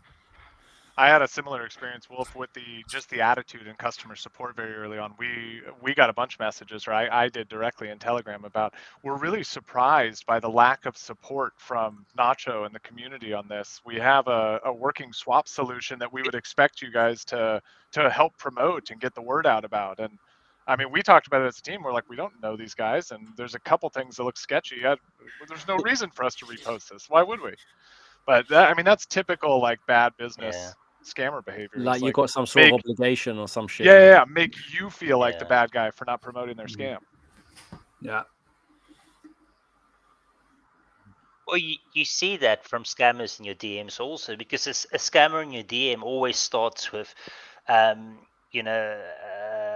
I've got an offering for you or whatever. But they never think about your time. They feel they're entitled to your time, that you need to respond to them and tell them. I've had that when I've had interactions with them. They really do think you owe them what they're asking for. Yep. Very true. Cool. Awesome. So consider this a nice roast. Nice few segues off of the back of this comic, actually. Awesome. Yeah, I Next like how one. we just absolutely dogged on change. Fuck 'em. Well, I mean, it's not unwarranted. Kind of where we're at now, right? Yeah. It's not fucking unwarranted, mate. No, it's not at all. No. So fuck them. Truly, fuck them. Right. So this one is a comment I want to really highlight. I made a comment from some well-known YouTubers on YouTube, a group called the Sidemen, and it fucking blew up. It says 1,680 views because at the time the X was having problems. It's in fact almost 50,000 views, and there was almost 2,000 likes that came through on this. So this picture that I took was of a famous YouTuber, now DJ, Vicstar. There was a joke in the video that depicted him bald for a few seconds. Naturally, my brain picks these up, and I was the first to pick this up and screenshot it. So I messaged them instantly, and I told them this is outrageous. And the roast is of his hair, of course. But the reason why I want to highlight it is because it goes back to what I was saying earlier, how these large creators are now interacting with us and bleeding over to Twitter as well. And we're into our domain now and sort of mingling. The person of this post is called ChipFat, and you can see underneath he's interacted with it as well. What I did also, I sent this picture to the person himself on another post that he made, which he then interacted with as well. So it's just sort of spiraling into this whole roast of him, and he's embracing it. So it's really good to see. I just wanted to highlight that. Did you get him into Casper? Yeah, no, again, one step at a time. One step at a time. No. Can you just go up to the picture quickly? Now, Cryptopumpz, can you just turn to your... I'm not that tanned. And just, yeah, but could you just draw a little beard on yourself? It's pretty much Cryptopumpz. I need a beard. Get a beard on me. But yeah, no, but I just wanted to highlight it because of the roast, of course, his head. Everybody's known him with hair and the baldness, and wanted to highlight it because of these creators now mingling over with us too. Cool. This is something I wanted to also highlight and roast at the same time. I was on a streaming my screen to Chris the other week, right? Remember, I was showing you the OKX wallet on a browser. Yes. And it had attached our Crumbs token to a fucking Solana shitter that just makes no fucking sense whatsoever. So then I thought, what else has it attached wrong? And sure enough, I checked Cas. You can even see it on this screenshot there. It's a fucking Solana wallet. They've listed Cas with the right price, the right market cap, everything on a Solana shitter. OKX, man. Absolute disgrace to see. Everyone's checking their tangems right now to make sure they're actually on the Casper network. And not I don't know if you want to open that up, Cryptopumpz. Like you can see it, like with your own eyes. It's still to this day attached to this nonsense. Look at that. What the fuck is this? How's that? What a pretty chart. Yeah, it's got £2.50 liquidity in there. Well, it's insane. OKX, are they not? Don't they have some sort of knowledge of Casper? Right? Didn't they sort of initiate some sort of listing somewhere with Binance or some futures listing somewhere? I seem to be.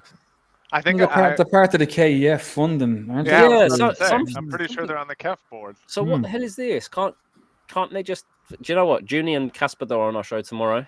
I'm gonna mention this. Good idea, actually. But in fairness to OKX, could they? Like, is this?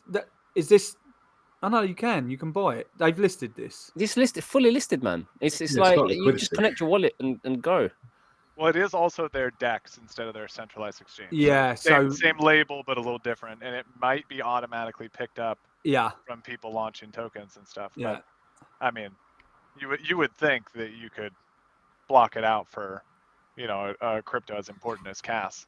Right. Top 100 maybe they just block out these automatic, things getting picked up.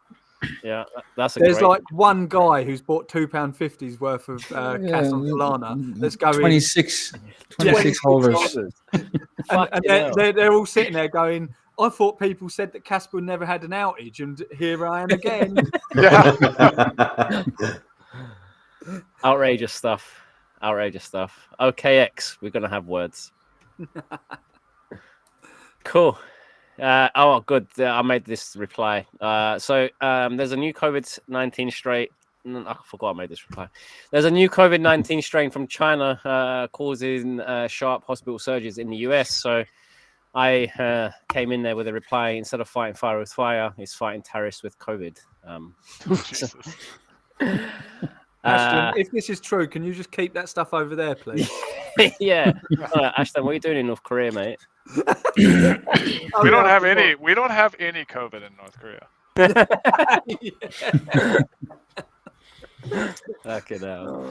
During the lockdown, I was one of the essential workers. I was out surveying for fibre. I had this letter laminated saying I was essential worker because nobody was out. But when you go to a certain part of Ireland, Cavan, the people aren't too bright. Like they thought COVID was a government conspiracy for us to roll out 5G. So we'd all be confined to our houses. That came down to London as well. Yeah. No, it's not. No. That was. There's so many people. I remember there was people believing that, telling me that there was a whole conspiracy just to install 5G. Yeah, but they don't do that. They just go out at 2 a.m. and install the things when people are asleep. That's Going off of that tweet though, my uncle he was a fireman, but he got like discharged from the fire service because his motto was fight fire with fire, and it obviously didn't work very well for him. No. Oh, bloody hell. Cryptopumpz got it straight away. Boom. Yeah, literally. Cool. Oh, goodness me. Talking about Zach XBT from earlier and that whole other conversation. Oh, this is the guy though, Cool Dog. Yeah. So we were talking. Cat Dog. This is there we go. So this is a couple of things mixed into one whole situation. So two situations: finance change and Zach XBT domino effect. We start off with the finance change thing that we just discussed earlier. This is the person that is doing the investigation. Cat Dog, K Dogo. I think Cryptopumpz tried to make a howl noise but failed. But yeah, Cat Dog is the name. If you want to follow him, look into what he's doing. He's CCing everybody into his investigation and tagging the wallets he's looked at and stuff. But this is where this whole new activity came from, finance change, and people now jumping back on them and pressuring them to give them information. Cat Dog started this a few days ago, 27th May. And then somebody from the community, Flux, wanted to get Zach XBT's attention. So he tagged them and asked for help. And Zach came in there with a whole spiel. Open it up if you can, Cryptopumpz. Let's read his spiel. Oh, sorry. Oh. Zach XBT's spiel. The one below it. That's the one. So cool. So 4 paragraphs. It's starting off with, I am not interested in taking on work in ecosystems who do not support my work. I only currently assist victims in Solana, ETH, OP, Arbitrum, Bitcoin ecosystems. Outside of these, no others have given grants, donations, or retained me. Thus, I will likely not help, as I already receive plenty of new inbounds each day. If you're upset by this, then ask yourself why I should work for free and why you are entitled to my services. Teams need to invest in good infra and not just cheap out so victims can take advantage of my goodwill. Okay, there's some hatred behind this, truth as well. So I read this and I woke up and I thought, what the fuck are you talking about? How can you possibly, first of all, how can you possibly get a donation when you're not willing to discuss things with anybody, right? Mm-hmm. This was my first question that came to my head. So I just asked this. How would you possibly get a donation if you're not willing to discuss things properly? And then he came out, translation, he says, I do not want to work with a poverty chain like Casper that cannot invest in basic tools. And he went on to name the tools. And then he went on to say that those tools make his investigation 10 times less time consuming. And he says again that he already receives plenty of new inbounds. And then that just went off to domino effect. That just went fucking super viral. Everybody jumped from the Casper community jumped underneath it and started telling Zach about himself. Some were pissed off, some were cussing him out, some were giving some decent comments as well and counteracting him, but obviously he's not answered them. But yeah, I don't know what your guys' thoughts are for this whole situation. Well, I think like anyone who's he wants to get paid for his services. That's fine. I've got no problem with that at all.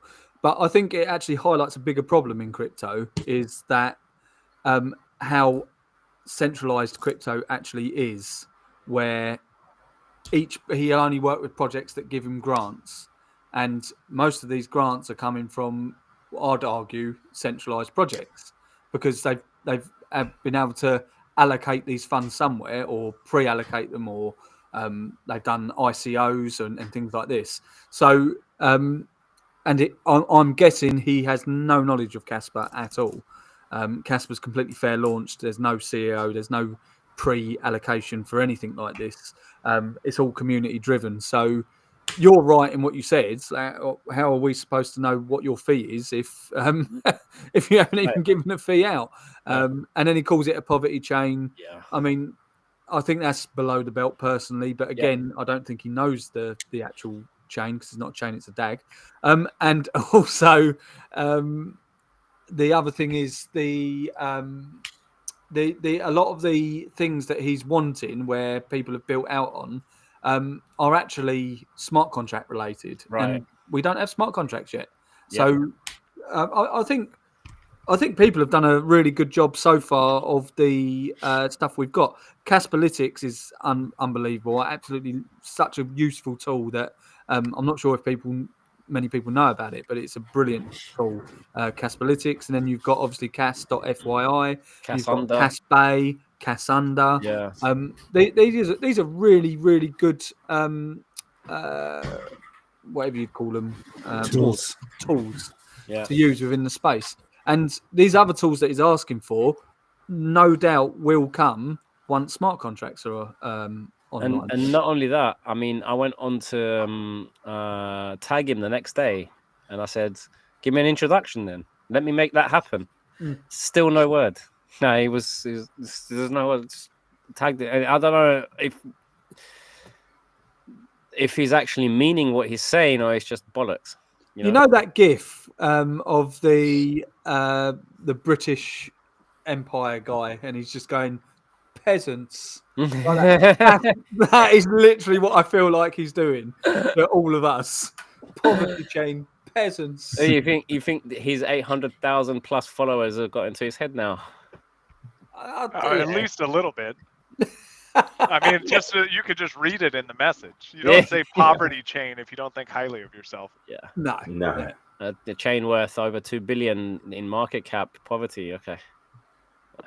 And then again, there's just these conflicting mindsets too. I mean, how many of those grants go away when Cass takes over everything and they don't have those tools for him to use? Yeah, how much of Bitcoin and then he'll really want to be part of our poverty chain. Yeah. And we'll just be there in big red coats and big hats. Yeah, peasants. I can imagine a day in the future where he's inquiring or something, and then somebody's coming out and commenting, "Oh, I thought this was a poverty chain, Zach. What's going on?" Yeah, exactly. Yeah. But someone needs to bookmark this just for when. I'm sure it's been bookmarked. I think even Man with a Ball, he made a comment which Zach then crucified. He made his own post. I think it went wild though. He is right, and he went 500,000 views his post, right, and then he's been deleted. He's deleted the post. I'll try to bring it up so we can see it, but he's deleted it. Zach's comment is still there, and I've got it saved somewhere. But if you go searching for his account, be careful what you bring up. I had that one a while ago, man. There are some strong things there. Crazy shit in that timeline. Yeah. Oh, really? Yeah. Oh my god. Yeah. So he's got some strong views about some things. Put it that way. All controversial things, we may add. Very, very. But anyway, Zach just crucified him. And yeah, look, here's a post of me tagging Zach and saying, "Look, your comment fucking destroyed my PC, man. I'll take a knock on the chin if you introduce me to all these people that have created the tools." And yeah, no, I don't think. And he's replied. Well, it wouldn't have happened on a Mac. Boom. Ooh. Oh man, but yeah, that was that moment. I mean, it's still some activity on it. I'm still getting some notifications coming from both of these moments, but I think that's pretty much died now. But I think that cat genuinely, I think fine. He doesn't want to get involved. He's chasing money. Get it? Understand it? Fine. But that then leaves a vacuum that someone's filled, and I'm fully behind that cat dog guy. I think he's doing an incredible job. Yeah. And yeah, I mean, I'd much rather have a crowdfund for him rather than Zach. I think. Oh, for sure. No, I agree, and I think there still needs to be a couple more tools to make things easier to track, but especially for Casper, and that will become easier as soon as smart contracts come into it as well. But no, you're right. I think people like him do deserve some sort of funding towards it, because indeed that's a good job, good shout what he done. Yeah, it's a service, and you can charge for your services. It all makes sense, but you don't win new clients by responding to requests like that instantly. Yes. If this is like 75% of the way down the thread, and there's been arguments, and someone goes, "Oh, you need to do it for free," then maybe saying, "No, I can't work for a poverty chain. They can't pay me," makes sense. But you don't come out the gate talking to people like that. Dude is just disrespectful. I don't care how good you are at your job. You can miss me. Oh no, I agree. Yeah, I agree. And hang on, look at it from the other side as well. So he did the similar thing and quoted the exact same tools for Litecoin community, and a lot of Caspians jumped on that comment and sort of rode it and started cussing off the Litecoin people in the exact same manner. So if look at it from that aspect as well, if it would happen to somebody else that you'd hate, you'd jump on it and praise it. You know what I mean? I personally wouldn't, and I do see your point, and I think that you're 100% right. But like, all that shit is wrong. No, it is. I agree. Altogether, like it just shouldn't be that way. No, it shouldn't. It's all like PvP. People look for a reason to say something negative about the alternative, and there's actually a lot of that in the cast community, and you kind of see it factioning up a little bit with what's going on now. Yeah. I mean, you could have seen it forming when KRC 20 came out. To be fair. Oh yeah. Yeah, facts. Cool, awesome. I think we've covered this situation that exploded fucking insanely well. Oh my god, this was funny. This was hilarious. The X's algorithm is fucking hilarious. I love Nick. He's great. He's like Marmite to everyone. You either love him or hate him. Yes. I love the guy. I agree. I'm up there with him. Yeah, I'm with you, Chris. There's people that don't like him. Some of the posts he says, but and to be fair, they have every right not to like him. Yeah. But I love him. He's so bipolar. He's my favorite person. Yeah. I've fallen for a number of his anti-FUD posts where I had to flip my phone upside down to understand what the hell he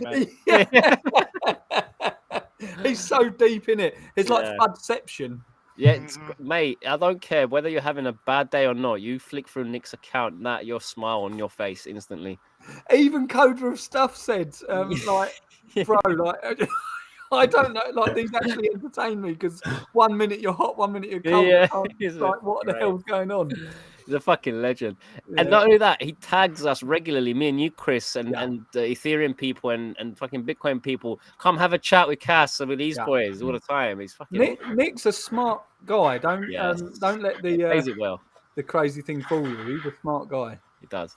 So this post, he made a post saying, despite my disdain for all things Cass today, and also despite the position I find myself in, because I doubled down too many times, I feel myself wanting to buy more for fuck's sake.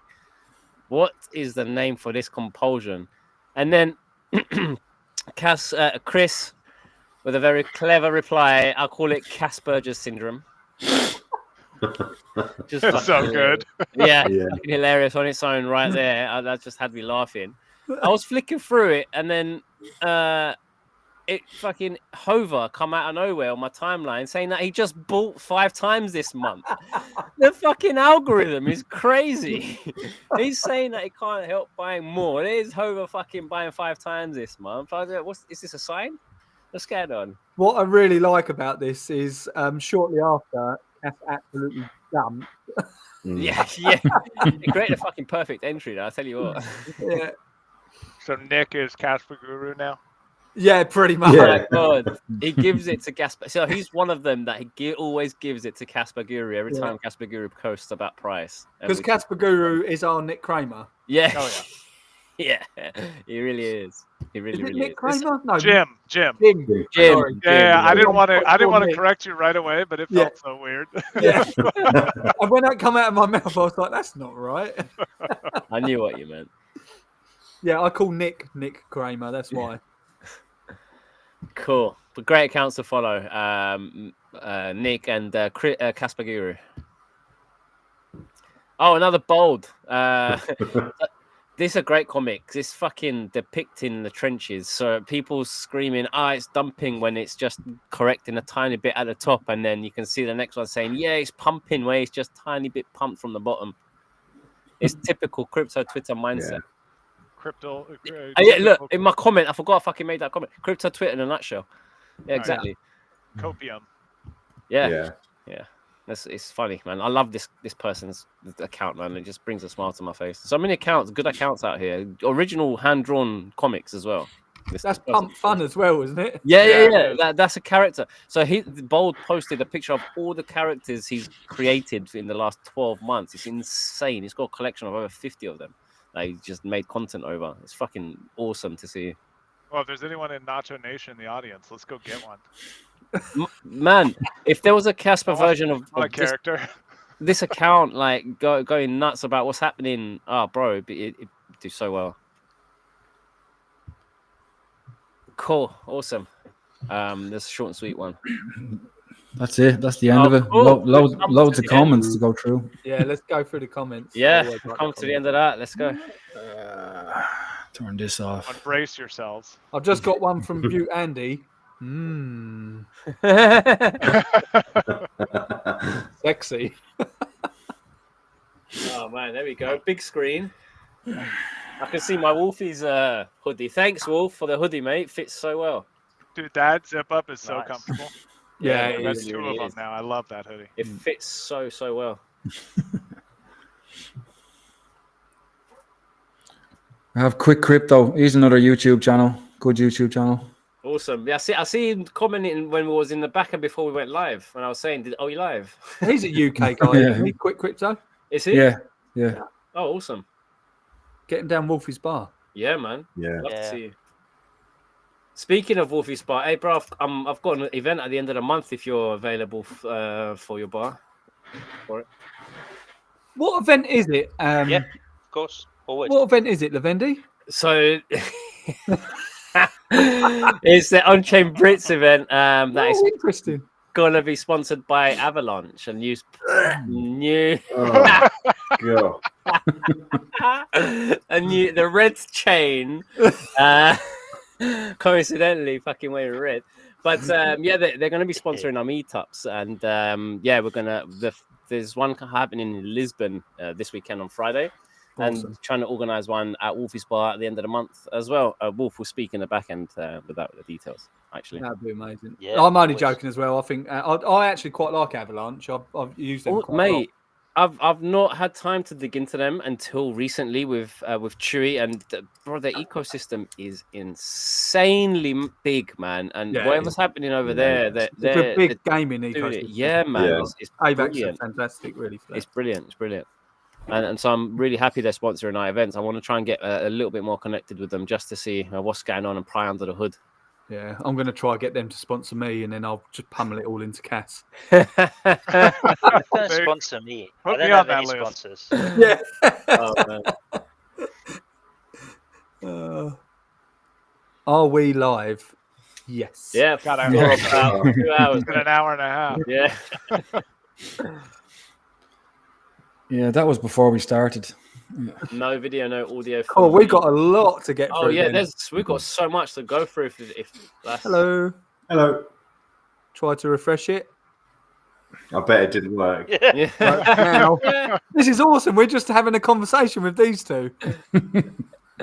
Oh shit, Ashton, you're below me now. What the fuck's going on? I got Tom on my right. That way. How's it? Cashing, damn, that background wolf is my NFT. He has every NFT. Bloody hell, Literally Cashing. every NFT, man. I'm Doing doing very good. well, Yeah, thank all you. good. Doing really good. Elton Dog. Hey, Whoop, whoop. there you go. Little plug. Is it okay to come Let's out? come If out. you Yeah, want Yeah. to? look positive if you like. Yeah. mate. If you Place want to here, do bro. it, man, do Yeah, it. no. Yeah. Minesweeper was the one. That's to do with the Nokia, is it? Yeah, my Oh, God. Yeah, oh, mine's yeah. snake. Yeah. Evening. Evening. Have you seen what Elon Musk tweeted? Extra. Yeah, I posted in the I BB checked chat. that out actually. Ooh. It seems promising. Yeah, Has he it been sounds good. looking Might at? be able to finally get rid of Telegram. Yeah. Yes. But have you seen what old Ghosty's been doing with The encrypted? encrypted messaging. Yeah. Yeah, that's right. Yeah. Legend, man. That guy is awesome. Yeah. Would anybody use it? Like, you have to Be pay to awesome send a to- message. Yeah, it'd be great, actually. Yeah, but isn't it only the gas fee, or is it you have to? Yeah, pay? it was like 0.1 or something like that. Yeah. I mean, if you're sending it to some sexy chat, you probably would. Hola from Casper Key. Yo, in the house. Good evening. Casper Key, the rock in the storm. See, now I say Casper Kai. Yeah. I say Casper KII. Yeah, that's what I Ooh. say. Casper Yeah, Kai. Casper KII Key. is probably better. Fun Kai. time. And Industrial it's a different efficient. person behind that account all the time, isn't it? That's Yeah. I am. What's her name? I am Vinci. Oh, there's a couple people that have Yeah. access to it from Yeah. the departments there. There it is. Oh There my it God, is. yeah, this is the best. One of the best comments highlighted in the beginning. This is one of the best corners of the Casper community. No toxicity. Have they listened to the rest of the show? Yeah. I feel like in comparison, we're doing fine. Yeah, no, we're Yeah. good. It's Except for the toxicity shameless against shilling. everyone else. Leave them to it, mate. We want to have fun over here. Sophisticatingly obvious scam. What the fuck? What Must have been was- that That'd legend. be That's the a ledger. ledger one. Ah, yes. Yeah, totally agree, Jackie. Absolutely. Cass Fam's finest evening gents from Nakasompo. Oh, what a ledge. Yeah. What a guy. Legend. Another great account. Who the fuck gets a free ledger in the mail and puts their seed phrase in? Yeah. Jackie's He carrying did. on one, bro. That was obvious. Jackie, man. The ATM is at the bank. This dude put his seed in a ledger that came in the mail in half melted package. Right, I was gonna say that too. Did that package look like that after he opened it, or is that how it yeah. arrived? Because that's like Bad, dead man. giveaway. My I God. genuinely feel like Jackie again. I Yeah. genuinely feel like Jackie's gone to this person's address just to fucking slap them. Thing is, they would have had to have taken a picture of it before they knew it was a scam if it was still in the packaging. Yeah. Yeah. So they had an idea. Yeah. Yeah. Some folks just don't have the IQ for crypto. That's not wrong to say, to be honest. No way I'd have. I totally agree with Seven that. figures hot wallet. No. Yeah, I know. Yeah, They in a had hot trouble. wallet, fucking hell. He was. I'm sorry, I I didn't put read the 7 rest of figures it. in any wallet. Yeah, man, separate it. Jesus. Split Not that even up. in a bank. Are you joking me? Sorry, I didn't read the rest of it. I only got to no way I'd have 7 figures, and I totally agree. Not enough That's- bricks in this world. Yeah, Oh. no, not like that many, man.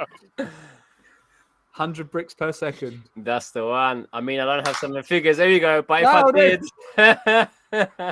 Me and Jackie on the same wavelength. Yeah, Man. man. Is that you on your alt, Chris? Yeah. I'm Jackie on the weekends. Only Yeah, at he's the like a Kit Kat vouch Club, for though. Ah, that's what Yeah. now. Okay. Banana is here. Maybe someone inside Ledger that keeps leaking private info. No, that was the Data breach, wasn't it? massive, the breach. 270,000 pieces of data got Yeah. leaked, man. Insane. Never happened to Tangent. I don't know how 7 figures look like on a wallet. Another crypto ghost on the same wavelength as Chris. People leak their info all over X. I mean, Yeah, they it's do. not wrong. Yeah. Yeah. But people do that always, don't they? Guilty of that. Did you ever see that? There was a picture I saw ages ago, whether it's true or not, but someone was like, just got my first bank card, and they took a picture Oh my of it. God, yes. Fucking Well, it takes so long for people to adjust. Can you guys believe we used to send out a book with everyone's name, phone number, and address in it to the whole world? So, hey, if you want to call each other, here's how. Yeah. Although I know someone genuinely who still and recently has paid like £200-300 a month to advertise in one of those phone books. No. Yeah. Are you kidding me? Yeah. I wonder if anybody still picks one of them up. I mean, surely. No, he got 0 from it. Nothing from it so far. Well, the problem is might they be a good track play. the link clicks, so that's why it showed up as 0. Tom, what about that meme we saw the other day, or the picture we saw the other day? It's how to make a really funny duck name. Your first, what is it? Your first name is the long card digit number. Yeah. Your middle name is the date or whatever. And your last name is those funky 3 digits on the back of the card. But I've had like my mother-in-law and that they on Facebook. There's like you get someone on just a random page that says, "Oh, what was the name of your first dog?" And then they put it in, and I'm just thinking they're just fishing, man. Don't tell them. Just don't tell them this stuff. It's crazy how we've evolved, right? It used to be words like middle names and like questions like your dog, pet names, where you was born, maiden names, whatever, to now seed phrases. In your back pocket, and you having the power. I mean, my passwords now, I literally no one could guess it because I can't guess it. I match a keyboard, and then that's it. And I go right, that'll do. You've got access to that account exactly once. Yeah, sort of like my ex account. It's when he goes to log in again. He's like, no, but that's exactly how I mashed it. I'm wearing a glove, stupid me. Yeah, my ma had the Nigerian prince emailer. You know that one? Oh, what? Wait, you saying he's always looking for money? You saying those emails are not real? There was this one video I saw. It was like street interviews for like security and stuff like that, or password security.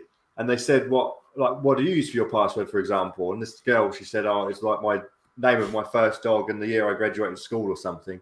Oh, that's cool. Well, what dog was it? She went to say whatever it was. And what was their name? She said the dog's name. What school did you go to? Where'd you graduate? Like, what year did you graduate? And my God. So stupid. It's crazy. Might as well just hand them your money. Just open your hand. There you go. Shall we all play a game where we like say our seed phrases in order? But mine's fucking off. First. Yeah. Need an example, Chris. Yeah. I've got a tangent, so I haven't got a seed phrase. This is you, Chris, where you asked everybody where they're from. USA no problems at all. Same as Ashton, then, there are no problems in the USA. Maybe I should move to the USA. In Portugal as well, no tax, no fees, no blocks whatsoever. Banana. No, Portugal's a lot closer. I might do that. No jobs. Oh, he knows I'm only messing. He knows I'm only messing. Fucking hell. Maybe he takes you. Are you allowed to say what you want to say? He just went for the jugular. He just went straight for it. He's like an assassin. He knows I mess with him. That's a clip and a half. That is Cryptopumpz. But every day, like he takes a picture of the sunset. You know, he lives on the sea, like looking at his. Yeah, it's a different life, man. Yeah, he mightn't have a job at the moment, but he has the sunshine all year round. He lives in Azure, doesn't he? Just like really. Yeah, like an island off Portugal, isn't it? Yeah. Yeah, Portugal. Yeah. Oh, that's Auto service. Services, yeah. Triage. The bikes. Yeah, Triage. Triage. Yeah. Top guy he is. Yeah. I thought they did have capital gains in Portugal. Capital gains, yeah, but maybe not on crypto.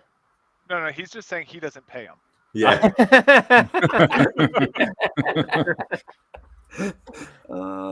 Yo, Gunnar, what's going on? Member of the Web3 Poker Club community. Welcome. Quick, UK. quick. UK. Sucks balls. It's Yeah. amazing how Yeah. I've noticed like Casper is so dense. There's so many people from the UK, and your whole like country hates crypto. Yeah. Yeah. There. That's why we're in crypto. Yeah, you know. Yeah. Okay. We're trying to It get adds away up now. from them. It adds up. Crypto Gosu agrees. They're laughing. Look. OTC brokers in Dubai are excellent services, Casper Key says. If only I had the Yeah, money. just do Yeah. that. I'll I'll do that next time. In Yeah. Dubai. Minimum love of a sponsored $500 million over there. deal. Yeah. Yeah. I'll go to Dubai and say, can I change over $10 Yeah. worth of Ethereum, please? And 50 cents. For Yeah, $100 fee. right? Yeah. All of it. I do my business on crypto and will never take it out unless I move. Well played, mate. Yeah. I could just move with you, man. Yeah, shit. You don't have to take it Yeah, out. that's it, yeah. Sweden, yes, but it's on and off. No consistency. Sometimes I can buy, other times I'm blocked because other customers got scammed. There So seems it's to a be bit- quite a lot Yeah. of countries that are like this, though. Yeah. Yeah. Like Yeah. Choke Point. Yeah, they should look into Revolut because you can even get Revolut in the US now. My sister's in Florida, or she's on a cruise ship at the moment. She said they can get it over there now. I think. We Yeah. set one up Wow. for our teenager because they have teen accounts. Yeah, Where they can, they like, get their own practice. card. Yeah. Yeah. Where's exactly. Revolut based? Is it Russia? Lithuania started off. You just went straight to Russia. Yeah. I thought it was Russia. I genuinely thought it was Russia. I think I think the two brothers or whatever that started it are from Russia, but the first BIC or whatever was Lithuania. So how are Lithuania good for crypto purchases then? Must be Interesting. if Revolut are based there. Because Revolut have introduced crypto recently, no? I'll say they've got crypto on it. I've used it. Yeah. Well, I attempted to use it once. I was paying for a holiday in crypto, and so I sent the money over on Tether, I think, just to to his crypto wallet on Revolut, but it never showed up. So I don't really know. Well, I did a test. Yeah. First. Didn't do the whole amount. He was Shite. like Nigerian prince. Yeah. No, the fees are too high, and there's hardly any cryptos on it, and you can't swap them, and it's just a load of shit. Yeah, I was gonna say it seems like it's like Venmo or PayPal or one of these where they say they're in crypto, but they have like Bitcoin, Litecoin, ETH, and they say it's crypto. Let's fucking go, Roasters. American coming in there. Top I man. want a yellow name tag like Name tag. Cryptopumpz. No problem. We'll get that on a t-shirt for you. I know some really good people that make some merch. Oh, what's that? Levendi? That was a Like Wolfie's Nick, bar, is it? Both of them have fucking, what's that? Awesome, love it. Rumor is Ashton is leaving all chats because he's shy from being a true American. How does that even make sense? I think it's in Americans reference aren't to shy. the Crumpet Media chat in on X. Oh yeah, I did leave that. I just get too many notifications, man. It drives me Yeah, yeah. crazy, and Yeah. it Leaving gives all me chat questions because all the things time are from my intelligible. wife. I'm like, who's Yeah. that? Yeah. North Korea's only got so much data. It can't- Yeah. Yeah. They spread them out too much. Well, bro, I Oh, mean, man. you're also in the BB chat, man. I would feel like obliged that you have to be in there. If you're getting too many notifications, feel free to remove that too. Okay, so I leave one chat and I get kicked out of the other one. I see how it is. Feel free to leave Nacho chat as well, Ashton. Yeah, fucking hell, shit. Wow. All right. Look, Adam Bates said free speech sounds good about right, man. Yeah. Is that a panda he's asking? I Where? don't even know. Wait, I have no idea what that is in reference to. I've long Yes, since forgotten. I'm going to say yes. I'm going to say no then. Love crumbs, Casper Key. Love crumbs. We like leaving little breadcrumbs in our X's. Hey, Do. wow. They do. Okay, If awesome. people really look at Casper KII's posts, they do. They're always leaving breadcrumbs. They Yeah. always have. Like literally just every single post, just look at it. Look at the hashtags. Look at what they've actually posted. There's always something in there that What they- a lot of They people don't. quote reposted recently as well was a bit of a giveaway to what they were doing as well. Yes. From was it CRO again? Crypto.com with the space shuttle. With the node. Like the sort of- green Yeah. light. Hmm. Yeah, man. Shout out to Casper Key, Kai, KII. DII die. No, sorry, DII. That's not a good way to say it. Die. Yeah, don't say that. So aggressive. Not even thinking. Yes, you should move to the USA. USA. I'll buy $7,000 worth of crumbs if it might go to 700K. That would probably do it, I reckon. That might- Yeah, it would.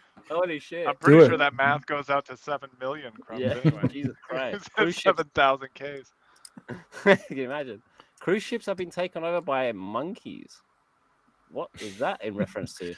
I think it's me. Is he talking about my sister? Is he working on a cruise ship? That's it. He's fucking, there you go. Fucking banned, Adam.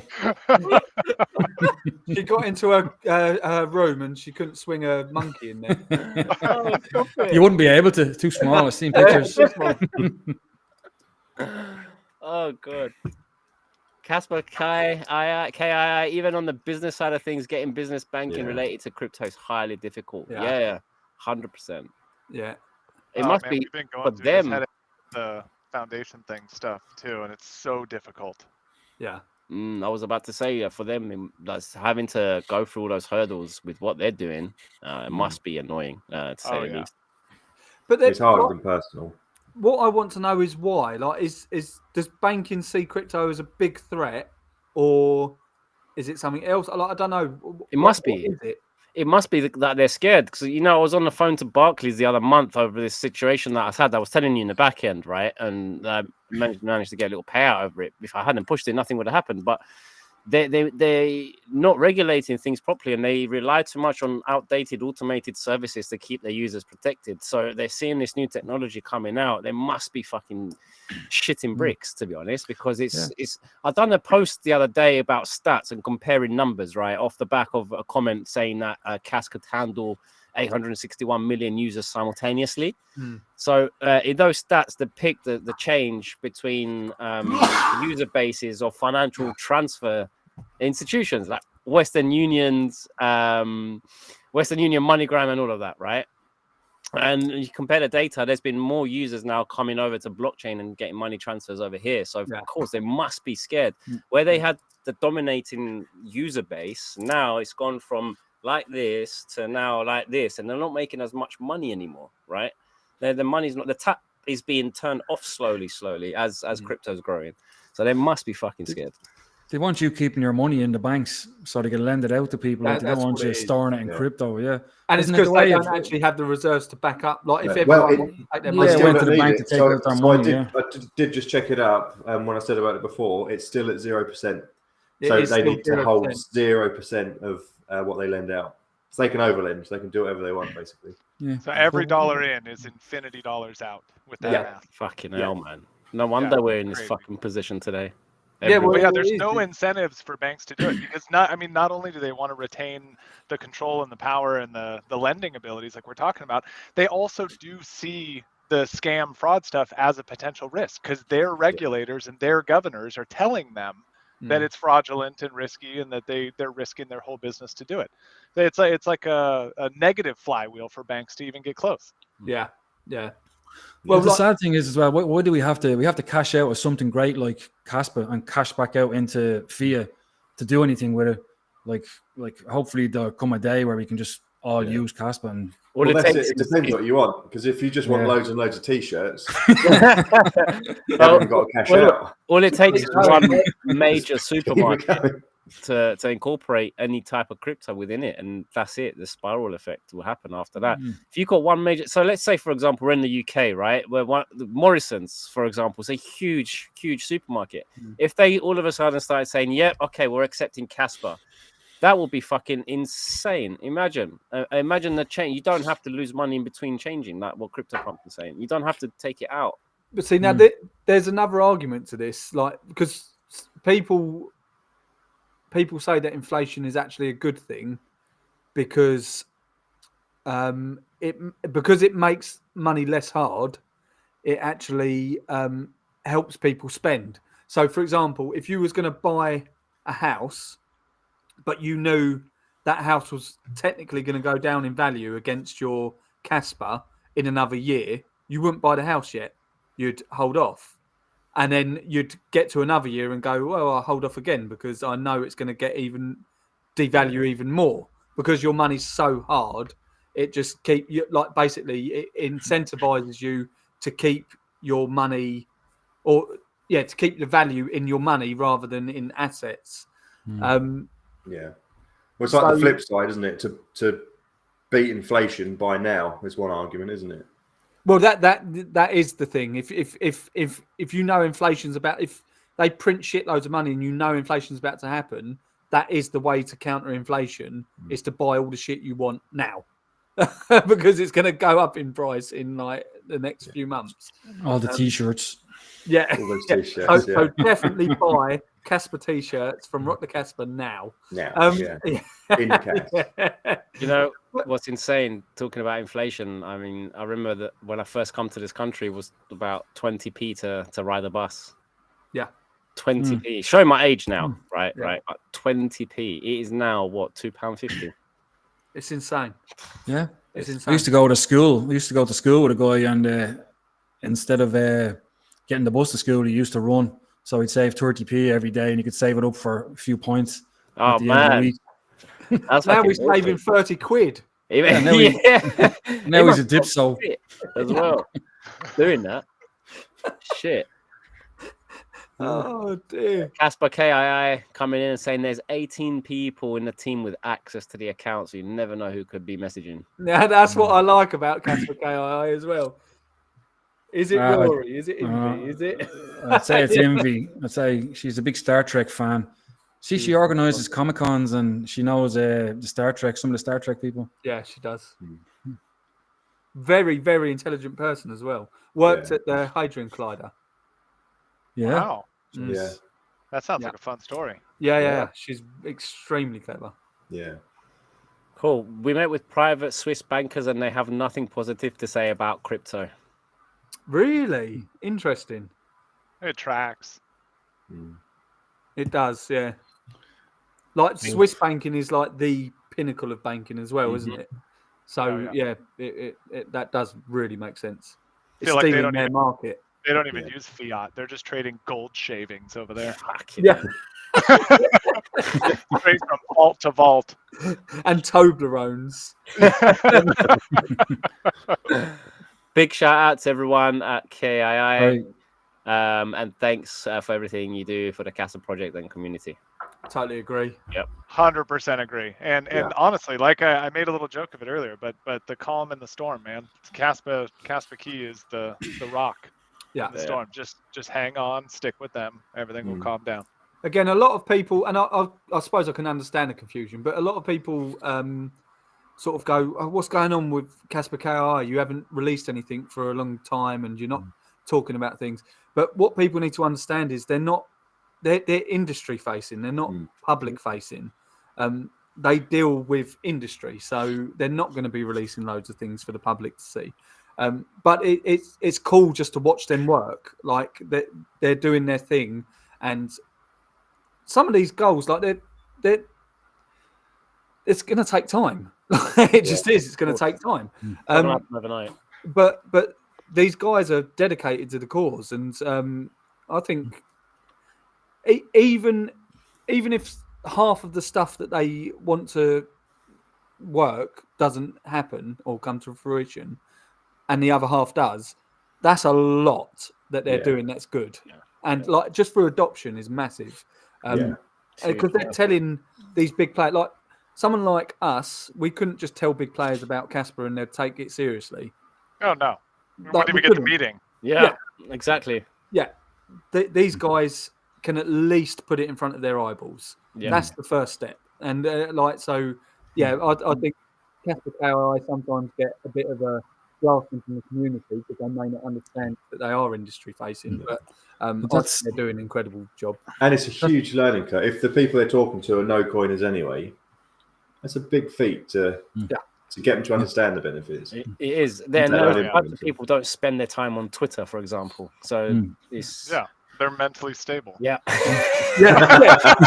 They don't want to chase Bitcoin. Yeah. They actually want to do something with their lives. Yeah. That's where I met you guys for the first time. Remember at the KII in Dublin? Yes. It was, yeah. Yeah, that And was a yeah, anybody could go to the evening show, the meetup, but for the next day you needed a ticket, and they were a bit pricey because Rory's exact words were, well, we wanted to keep the When Lambo guys out of the conference. Yeah. But I went up to him that evening and I said, how you doing, Rory? Like, I have a small YouTube channel on Casper. And there was actually a couple of guys from Ireland that were there because of the channel. So that was nice. And he got to see that. And he said, he called somebody and she put my name on the list for the next day. So awesome. I came back. Did you go in and go When Lambo? Yeah. Yeah. No, I didn't do what you should. Yeah. Well, that's why the price was so high. Yeah. Sorry. Yeah. And it makes sense. Yeah, like, it does. They want people that are taking it seriously, like genuinely. They're in it for the tech and for what it can do for industry rather than price go up, man. Yeah, well, I mean, when you're building a stable coin based on raw energy as collateral, I mean, things got to get serious. Well, speaking of stable it's the coolest thing ever. Cool. Don't Kev have a conversation with Circle tomorrow? Circle, yeah. Yeah, that should be in his post. Is that tomorrow? Or he just said this week, I think, or next week or something. During the week, yeah. That must be an interesting thing.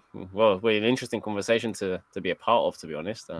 Have we got Junior on the show tomorrow? Yeah. Him and Kasparov should be joining. Kasparov for sure. Junie confirmed off of a reply I did on the timeline with him, and I gave him the link. So hopefully he'll be coming by, and we can dive in and we can ask him what he expects the outcome of that stablecoin, the meeting with Circle, to come out of. Right. I can't believe we missed that Circle opportunity to roast, though. Do you guys remember seeing that post on the timeline where they're like, if Circle was asking, like, if you could tell one thing to somebody that knows nothing about USDC, what would you say? And the first comment was like that Circle could turn off any USDC at any time. Oh my god, that was. You know what? I read that. That's fucking. What about that? Where's the lie? Yeah, exactly. Yeah, there's no lie. That's what's funny. It's fucking. Mental. Dear. Did you read this one yet? So they were saying that the big institutions, they're scared of being drawn into investigations and regulatory action. Yeah, exactly. Crypto. Yeah, that was my point. It's like they either lose power or risk investigations. There's no good outcome for a bank. And look at this perfect comment on top of that from somebody in the audience saying Casper Key got to change that narrative with bringing Casper to the real world. Yeah, which is so true. And they are that like it's the whole crypto narrative is literally crypto land at the moment, really, and everyone's buzzing about real world utility and things like this. But Casper is the one that I genuinely believe this. Casper's the one that will actually achieve that. Well, it's the one that can work in the background where all the end users don't even know it's happening. Yeah, yeah. And the people that are, or the institutions that are actually using it as for whatever they need, payment rails or whatever, they know that they're going to be secure and decentralized. So it's permissionless. They don't need the permission of a government or a fucking whatever else is in their way. This is, again, Casper KI's point. It's for energy markets. Like, they don't need permission. They don't need...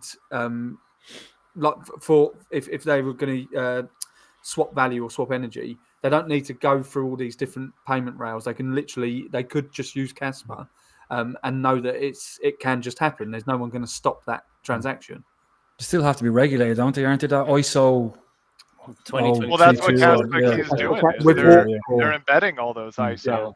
I wonder if they're going to utilize layer 2 to help them on that mission. Maybe not their own. I think they've got their own. Yeah, but then I saw a comment saying that they were not using it or something like clunky or something like that. I'm wondering if they're going to utilize a new layer 2 to help their cause. I would bet with the ISO standards and stuff, they keep it their stuff and make sure it's, this type of like trading and stuff is like a walled garden. You got to keep it safe and everything perfectly aligned for the use case. Yeah, I agree. Fair. So look, here we go on that topic. In building Gigawatt Coin, how How we manage a treasury, the collateral is extraordinarily difficult. In many cases, they only insure the first $1 million, and that's it. Thereafter, we have to go out on insurance. Wow. Yeah. Wow. Bloody hell. Forever right into the check, kicking the can. Inflation just is a means to justify debasing the currency. Yeah. 100%. Dude, Dalton is so smart. I've talked to this guy a number of times in the community. Never met him in person, but this guy, I mean, he always has these comments that are just like 100% spot on. Yeah. It is. It's just this whole inflation game is like drive GDP now. So we can get more purchasing power, more consumerism, and then let the next generation deal with the results of that. This is what's good about Casper, Ashton. You know, you're friends with the competition. Like, he's from Caspi, isn't he? Yeah, they're a you're cool all team friends. and really cool people. Yeah.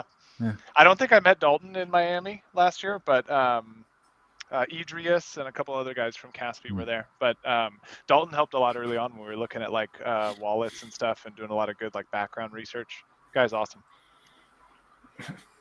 People are always saying that, like, Casper,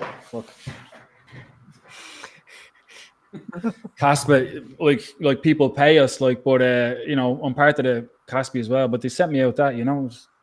Oh, nice. Oh, is that Tangent? Yeah. Nice. Tangent Caspi. Yeah, I have my daughter's Casper on that. Wicked, man. Yeah, they did a good job with that too. Their card looks nice. The color. It wasn't just like standard Caspa media kit colors. They like did it their way. The yellow is nice and bright. And they they were all 350, but they got 333 to match the 3 legs. The amount of are you saying tree as in a tree that tree ground? Oh, fuck's sake. I don't pronounce my THs, all right? 3. So there you go. Fuck you. Brutal.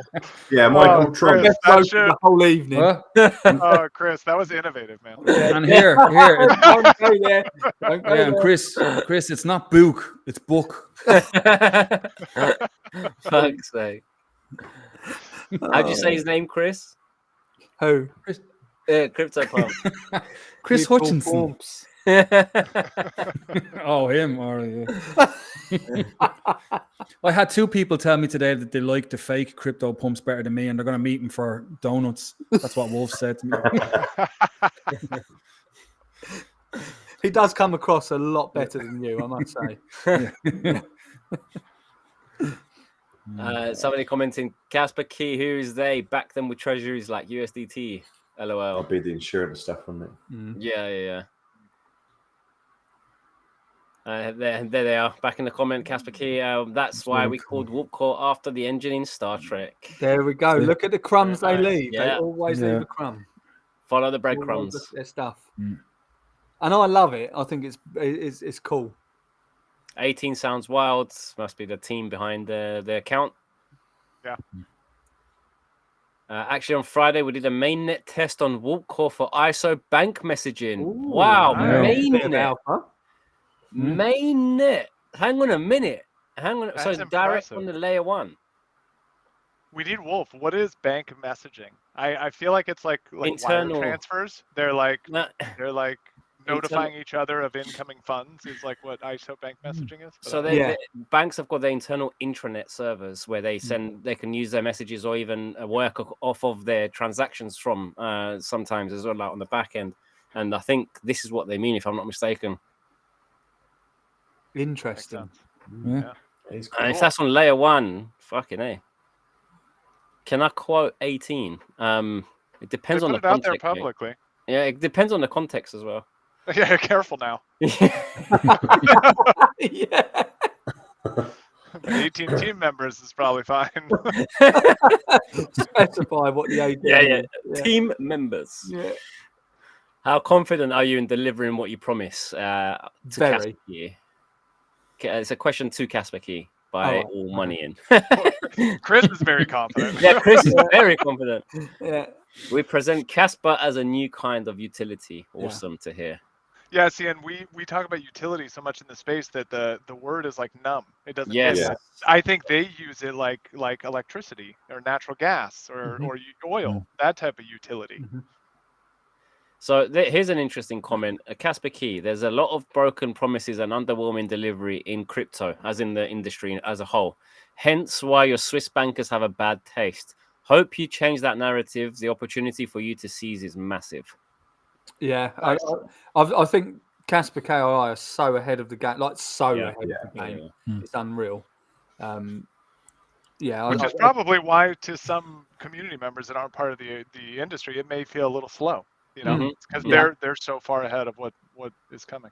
Yeah. But also, we're very early as well, because there'll be a point where all of a sudden the big industry will change, and then everyone will go, "Wow, Casper and Casper KI popped up out of nowhere." Yeah, We'll it's like all those overnight millionaires. You know, they're overnight millionaires 10 years in the making. Exactly. Yeah. Proof of work is $1. I mean, yes. Yeah, it is. I mean, proof of work. Much better sentence. You're not going to bully me, Daniel. No, don't take the sticker off. See, I've always thought you don't take those stickers off. Yeah, that's what I thought. It's all part. It's all part. I thought that was only like if you're like going to collect the hat for some reason and sell it someday. That's what I'm going to do. It's got $199. Yeah. Oh dear. Remove the middleman. Yes, exactly, man. Bloody no hell. Anywhere. Yeah.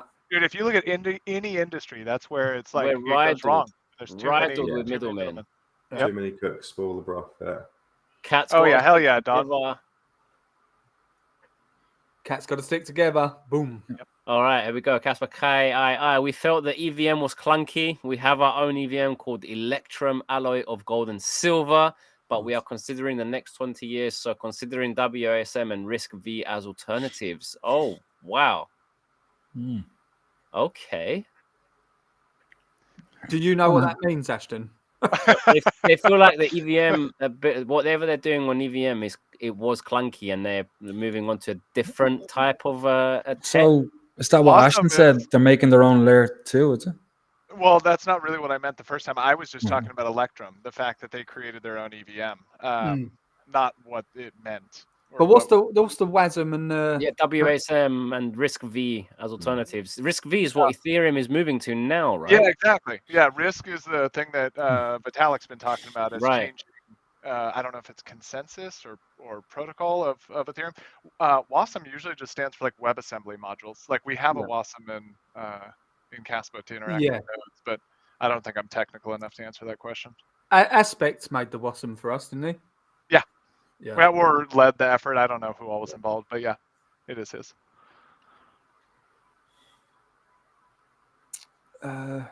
He should have a nacho.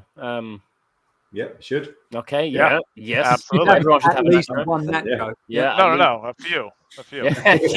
They come in packs, guys. Casper KII with the information. They're dropping bombs tonight, man. I appreciate Casper KII in the house, man. I just hope Quick Crypto is gone, because I want to beat him to this news on his YouTube He's channel. already out there. That's why he's gone. He's been quiet. Yeah. He's done his information. He's got it. That's it. Cool. That's everything. Was everything awesome, guys? What a show! Awesome. We've been running 2 hours 20 minutes almost now, and doesn't even feel like it's gone that time. To be fair, I think we lost Wolf along the way going over these comments. 508 viewers. That's that's crazy. Nice, awesome. Right. Yeah, man, that's awesome. They all came just to see Chris. They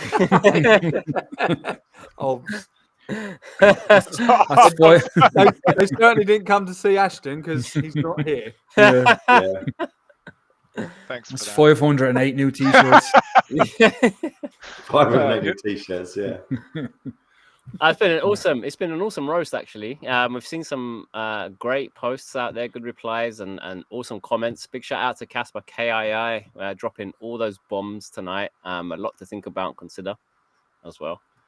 It's been really educational, isn't it? It's been an educational roast. No, it has. It's been fun as well. It's been awesome. We should do these more often. Yeah, to get more alpha. No, Yeah. Levendi, I can't. I've got no. I know. I was thinking back. I got so much work as well. But anyway, I I'm do getting. love them. I do. No, honestly, video type is just showing everything there direct and discussing it live is I think it's completely different kettle of fish than the voice space, to be honest. Yeah, it shows the real us, doesn't it? Like Yeah, your yeah. Paul, for example. Yeah. Sure feels like I'm showing myself off. Yeah, it shows a real Ashton. Yeah. Magical cat. Yeah, we've got a wizard cat just talking to us. Wizard cat that can't get through a basketball game without needing a bag of ice. Oh, God, now getting on by completely melted. 14-year-olds. Don't play sports with your kids. It's bad for your health.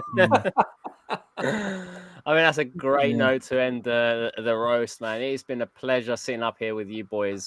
Thank you, Cryptopumpz, for hosting this yet again and going through everything on the big screen, making and everything as interactive as it has been. Appreciate the work behind the scenes and appreciate you all and the listeners, guys. Thank you for tuning in. So good night from me and see you tomorrow night. We've got Blockchain Banter main show, Caspador, Junie. We've got Zellaswap joining. We've got our usual faces, updates from Nacho and Wolf. Lots going on, so I can't wait to get stuck into it, man.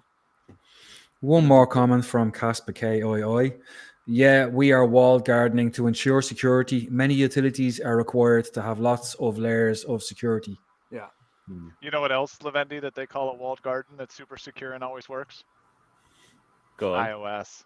I wondered where he was going. Just end it there. Yeah, we're not done already. Oh, God. Love it. Awesome.